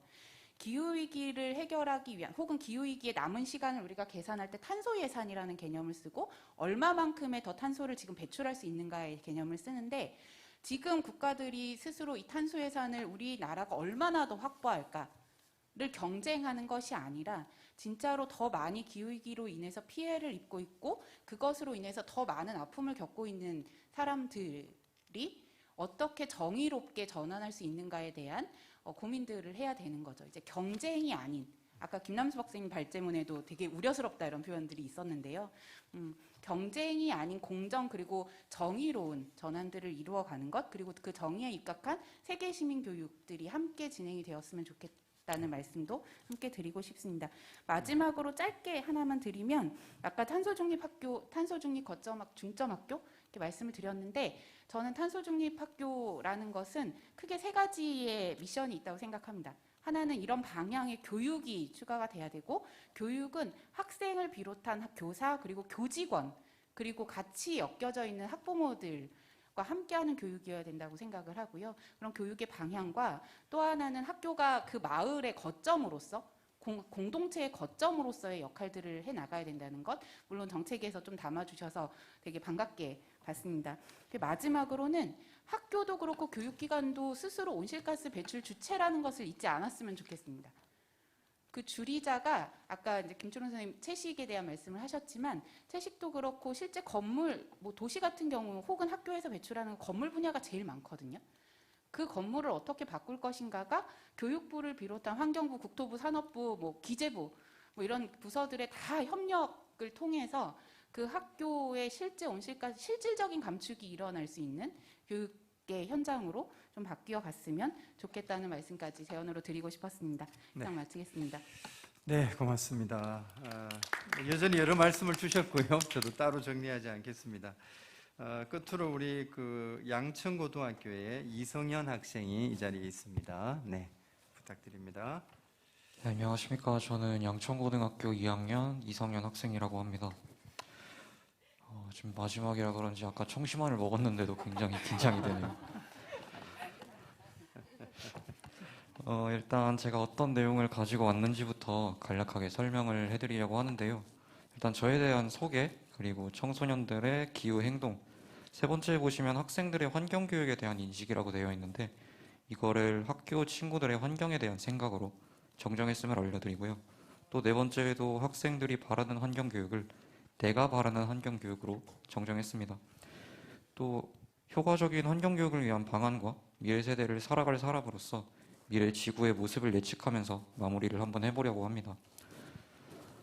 일단 저는 대한민국의 그저 평범한 고등학생 정도로 보시면 됩니다. 저도 똑같이 입시에 굉장히 좀 치중을 하고 있는 일반적인 고등학생인데요. 차이점이 있다면 다른 친구들, 제 또래 친구들에 비해서 조금 더 환경 문제에 대해서 심각하게 생각을 하고 있고 또 관심도 많은데 여기 계신 전문가분들처럼 전문적인 지식은 당연히 갖추고 있지 못합니다. 두 번째로는 일단 우리나라에서 청소년들이 기후행동, 즉 결석 시위를 많이 참여를 하고 있습니다. 그레타 툰베리도 이처럼 했는데요. 이는 청소년들이 직접적으로 또 자발적으로 기후행동에 참여하면서 환경 문제에 대해서 그들의 목소리를 높이고 있다라고 볼 수 있고요. 저 또한 이런 걸 보면서 나도 환경에 관심이 많은 사람인데 내가 뭘 할 수 있을까 그런 거를 고민을 해보는 계기가 됐습니다. 또 그런 오랜 고민 끝에 저는 저희 학교 학생들을 대상으로 설문조사를 한번 진행을 해봤는데요. 총 5가지로 크게 구분을 해봤습니다. 환경에 대한 관심도, 그리고 학생 개개인의 환경의 심각성에 대한 인식도와 환경교육의 필요성에 대해서 말하는 부분, 그리고 환경교육을 받았는지, 받았다면 어떤 방식으로 받았는지에 대해서 조사를 해봤습니다. 우선 환경에 대한 관심도는 전체 학생들 30명 대상 중에 60% 정도가 나는 환경에 대해서 관심이 높다라는 의견을 냈고요. 33.3%의 친구들은 나는 그저 그렇다, 그리고 나머지 3.3% 친구들이 낮다라는 의견을 냈습니다. 근데 이에 반해서 환경 문제의 심각성에 대한 인식도는 전체 97% 정도의 친구들이 굉장히 심각하다고 입을 모았고 그저 그렇다 정도가 3% 정도였습니다. 환경교육의 필요성 같은 경우도 동일한 비율로 나타났는데요. 똑같이 97%의 친구들이 환경교육은 굉장히 필요하다라고 얘기를 했고 필요하지 않다고 대답한 친구들은 3%에 불과했습니다. 그 책자 90쪽의 위쪽에 보시면 6가지 글이 나오는데요. 이건 아까 말했던 필요성에 대한 부가적인 답변들입니다. 요약을 해보자면 전체적으로 지구의 미래를 위해서 또 현재 환경 문제의 심각성과 경각심을 좀 고취시켜야 한다라는 취지에서 이 필요성이 좀 느껴지나 봅니다. 또 환경교육을 받은 경험에 대해서 물어봤더니 83%라는 많은 친구들이 나는 환경교육을 받았다라고 응답을 했지만 17% 정도 6분의 1의 친구들이 받은 적이 없다라고 얘기를 했습니다. 이 또한 결코 무시할 수 없는 비율이고요. 받았다고 응답한 친구들 중에서도 절반 가까이 되는 친구들이 교과목 수업 중에 환경과 관련된 부분에서 환경 교과를 받았다고 얘기를 했고, 그 뒤로 많은 순서로 정리를 해보자면 환경에 관한 특강 25%, 환경 관련 프로젝트 참여가 11%, 환경 관련 교과와 그리고 기타 개인이 참여했던 활동들이 각각 7%, 마지막 동아리 활동이 4%로 집계가 되었습니다. 그런데 아까 가장 많았던 교과목 수업 중에 환경과 관련된 부분이 어떤 걸 의미를 하느냐, 저희 학교 영어 교과서 지문을 보시면 아시겠지만 이런 식으로 나옵니다. 그냥 어떤 지문들이 나오고 그 안에서 그냥 쓰레기 버리지 마세요, 해변가에 쓰레기 버리지 마세요 라는 내용 정도의, 그냥 결국에는 영어이기 때문에 문장 형식으로 나오고요. 또 저희 학교 학생회에서 진행하고 있는 기부 프로젝트 달딱이라는 행사가 있는데, 이 행사는 학생들이 입지 않는 옷을 기부를 함으로써 그 새 옷을 살 때 배출되는 탄소를 조금 줄일 수 있다는 점에서 환경 문제를 해결하는 데 참여한다고 볼 수 있고요. 학교에선 이런 활동들을 많이 하고 있습니다. 저로서는 굉장히 좋다고 생각을 하지만 이는 어디까지나 단기적인 환경 교육이라고 생각을 해요. 이런 단기적인 환경 교육, 즉 이벤트성 환경 교육은 학생들이 아까 말씀드렸던 것처럼 영어 교과서 지문은 결국에는 교과목의 일부 내용으로 인식을 합니다. 그래서 기후행동을 실천하는 데는 굉장히 어려움이 있다고 생각을 하고요. 이를 해결하기 위해서는 체계적이고 또 장기적인 교육이 필요하다고 생각합니다. 그 설문조사의 결론을 좀 내보자면 저희 학교 학생들은 환경 문제에 대한 관심이나 심각성은 굉장히 높게 인식을 하고 있었습니다. 그러나 교과목 수업 중에 환경 관련 부분에서 가장 많은 응답이 있었다는 건 효과적인 환경 교육이 제대로 이루어지고 있는가에 대해서 좀 의심을 해볼 수 있다라고 생각을 할 수 있고요. 또 환경교육 관련 교과를 선택한 친구들이 7%로 나타났는데, 이는 학교에서 환경 관련 교과를 선택하는 친구들이 적다는 이야기고, 결국에는 학교 내에서 환경 교과가 개설되기 어렵다는 점이 있습니다. 또 결론을 내보자면 학생들은 환경 교과에 대해서 필요성을 강하게 느끼고 있습니다. 그러나 이러한 단기적인 환경 교육으로는 기후 행동을 실천하는 데 도움을 주기엔 좀 어렵다라고 생각을 할 수 있습니다. 마지막이 아니죠. 제가 바라는 환경 교육은 고등학교를 예시로 들어보자면 고등학교의 경우에는 입시가 굉장히 우선시 되고 있고요. 해서 환경 교육을 받으려면 따로 시간을 마련해야 한다고 생각합니다. 이러한 마련한 시간에서는 자발적으로 참여를 장려할 수 있는 교육이 필요하다고 생각을 하는데요. 어렸을 때부터 교육을 지속적으로 해서 학생들이 환경 문제에 대해서 주도적으로 고민하고 또 생각할 수 있는 그러한 능력을 길러주는 게 환경 교육의 역할이고 그만큼 또 중요하다라는 생각을 합니다. 뒤에 나오는 1, 2, 3번들은 제가 한번 생각을 해본 예시 정도인데요. 사실 아동 대상으로는 어떤 개념적인 부분이나 이론적인 부분을 다루기에는 어려운 감이 있어서 그냥 아이들한테는 자연 친화적인 그런 활동들을 통해서 정기적으로 나무를 심는다거나 텃밭을 가꾸고 이런 형식으로 진행을 하는 게 좋겠다는 생각을 하고요. 두 번째는 자발적인 봉사활동이 조금 필요하다고 생각합니다. 이 자발적인 봉사활동은 어떻게 보면 개인이 하는 건데, 이 개인이 하기 위해서는 어쨌거나 학생들이 환경 문제에 대해서 자발적으로 생각을 할 수 있어야 하잖아요. 그러한 바탕을 만들어주는 그런 교육이 필요하다는 생각을 합니다. 사실 학생들은, 특히나 고등학생들은 입시나 생기부 작성 때문에 굉장히 바빠요. 그렇지만 바쁘다고 하더라도 삶의 터전을 잃는 순간 이런 것들은 무용지물이 되지 않습니까? 그래서 이런 점들을 보완하기 위해서 또 환경 문제를 학생들이 자발적으로 해결하는 데 도움을 주는 그러한 교육이 필요하다고 생각을 하고요. 3번 보시면 항상 학생 곁에서 함께하는 교육이라고 나와 있는데, 이러한 교육으로 학생들이 환경 문제에 대한 상식을 키워서, 지식이 아니라 상식을 키워서 환경 문제 좀 해결하는 데 자발적인 참여를 도울 수 있게 옆에서 좀 도와주는 교육이 필요하다는 생각을 하고요. 이러한 교육들이 진행이 된다면 학생들이 좀 자연스럽게 환경 문제에 대해서 인식을 하고 또 기후 행동 같은 것도 실천할 수 있는 그러한 상식을 주는 교육이 될 거라 생각합니다. 그리고 4번에 보시면은 환경교육 포털이 나오는데요. 이 부분은 독립적인 부분으로 그 앞에 나온 1, 2, 3, 4번에 해당되지 않는다는 말씀을 좀 드리고 싶고요. 환경교육 포털 같은 경우는 저도 이 포럼을 준비하면서 굉장히 많은 정보를 얻었는데 친구들한테 물어보니까 잘 모르더라고요.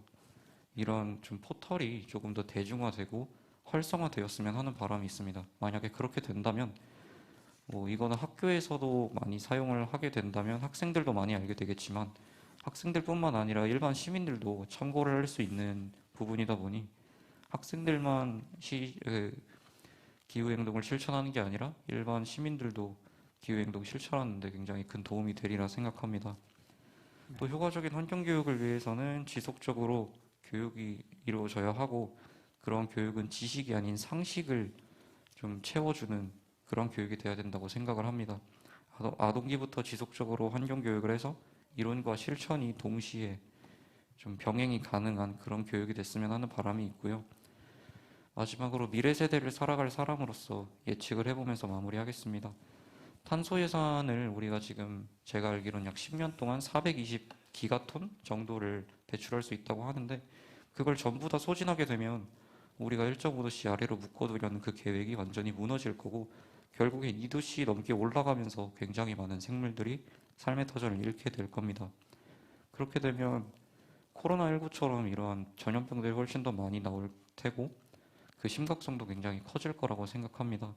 인간 생활에 있어서 탄소 배출이 필연적이라고는 해도 고효율의 에너지원을 사용하는 방향을 선택해서라도 지금 많이 죽어가고 있는 지구의 생명체를 되살려야 한다고 생각합니다. 감사합니다. 네, 고맙습니다. 예, 교육의 또 한 주체로서 우리 이성현 친구가 여러 가지 이야기들을 해준 것 같습니다. 어쨌든 환경교육의 좀 의무와 시간 또 실천 중심의 좀 방향성 등 여러 가지 언급들과 제안을 준 것 같고요. 어쨌든 이제 교육부 차원에서도 우리 교육 주체로서의 학생들의 의견 이런 것들을 많이 수렴하겠다라고 앞부분에 언급을 하신 것 같습니다. 예, 시간이 좀 지났습니다. 원래는 이제 30분까지인데 지금 6분 정도가 지나긴 했습니다만은 곧바로 이어서 그냥 우리 두 분, 우리 주제 발표하셨던 우리 어여준 과장님과 김남수 부원장님의 토론에 대한 혹시 좀 코멘트 하실 말씀이 있으시면 곧바로 좀 듣고요. 마무리하는 시간을 갖도록 그렇게 하겠습니다. 네, 우리 김 네, 선생님 먼저. 제가 말씀드릴까요? 네, 토론 잘 말씀드렸습니다. 저도 그냥 질문을 제시하면 토론자분들께서 다 답을 설명을 해주실 거 생각하고 질문만 말씀을 드렸고요.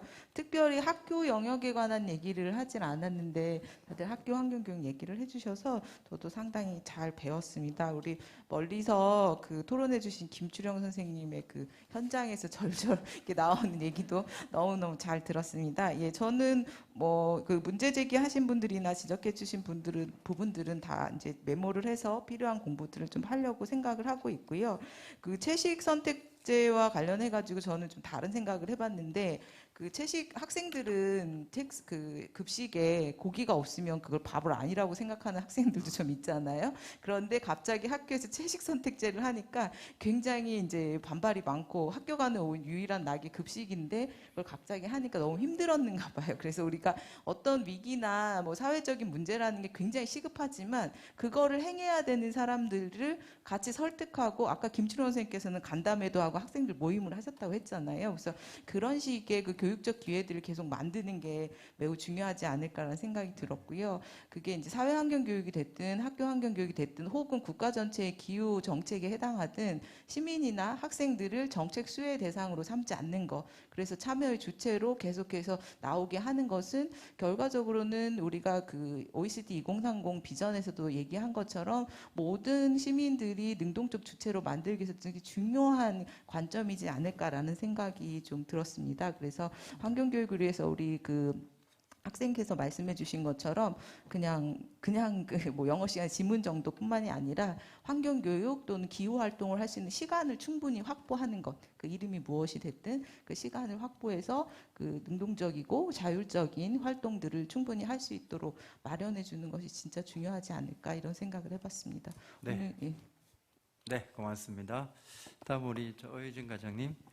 네, 제가 아까 발표를 하기 앞서서 오늘 제가 여기 이 자리에 온 목적이 저희 발표 내용을 발표를 하기 위해서 온 것이 아니고 좀 다양한 의견을 듣고 싶어서 왔다고 했는데 정말 오기를 잘했다는 생각이 들었고요. 그리고 사실 토론의 자리를 가면 이게 찬반이 나뉘기도 하고 견해가 달라서 좀 저희가 좀 배척하는 그런 의견들도 나오기 마련인데 오늘 주셨던 의견들은 정말 거의 99%는 저희가 정말 고민을 해야 하고 저희가 정책을 추진할 때 한 번 더 생각하고 추진을 하는 그런 방향 제시의 발언을 많이 해주셔서 저희 같이 과에서도 와주셨는데 같이 고민하면서 추진해 나가도록 하겠습니다. 그리고 마지막으로 우리 이성현 학생 정말 쫄지 않고 끝까지 하고 싶은 얘기를 정말 담담하게 얘기해줘서 너무 감동받았습니다. 우리 교육이 그래도 좀 잘 나아가고 있구나라는 것을 이 학생분이 너무 잘 말씀을 해주셔서 감사하고요. 딱 한 가지만 말씀드리면 아까 그 김다원 교수님께서 좀 말씀하셨던 방향성과 효과성 그리고 이제 지역사회의 어떤 전문성을 활용해달라는 말씀에 대해서 저희도 좀 고민을 하면서 하겠고요. 방향성 자체는 생태 환경교육이 나아가는 방향이지만 이게 탄소 중립이라는 것이 좀 더 타이틀이 붙은 이유는 작년부터 이어져 오고 있는 전 부처 그리고 전 세계적으로 하고 있는 탄소 중립의 방향에 맞춰서 교육도 함께 가기 위해서 탄소 중립이라는 부타이틀이 붙었고 이게 저희가 해왔던 지속 가능한 발전 지속 가능한 사회를 위한 이 방향과 절대 어긋나지 않는다고 생각합니다. 다만 현장에서는 이게 달라지는가라는 오해를 하실 수 있고 또 부담이 갈 수 있기 때문에 이 부분들은 저희가 좀 잘 방향을 정리해서 선생님들과 좀 이렇게 소통을 하면서 그리고 교육청 담당하시는 장학사님 그리고 그 현장에 계신 분들과 얘기를 하면서 진행할 수 있도록 그렇게 하겠습니다. 예, 간단히 마치겠습니다. 감사합니다. 네, 고맙습니다. 예, 시간이 이제 쉬는 시간까지 다 잡아먹었네요. 예, 이제 마쳐야 될 것 같습니다. 오늘 이제 저희들 포럼의 제목이 전국 환경교육 포럼입니다. 학교 환경교육을 중심적인 주제로 논의를 했습니다만은 어떻게 보면 이제 그간의 사회환경교육 중심으로 진행되어 왔던 이제 한국의 환경교육이 이제 학교 환경교육으로 이제 구체적으로 확산되는 그런 이제 과정에 있는 것 같습니다.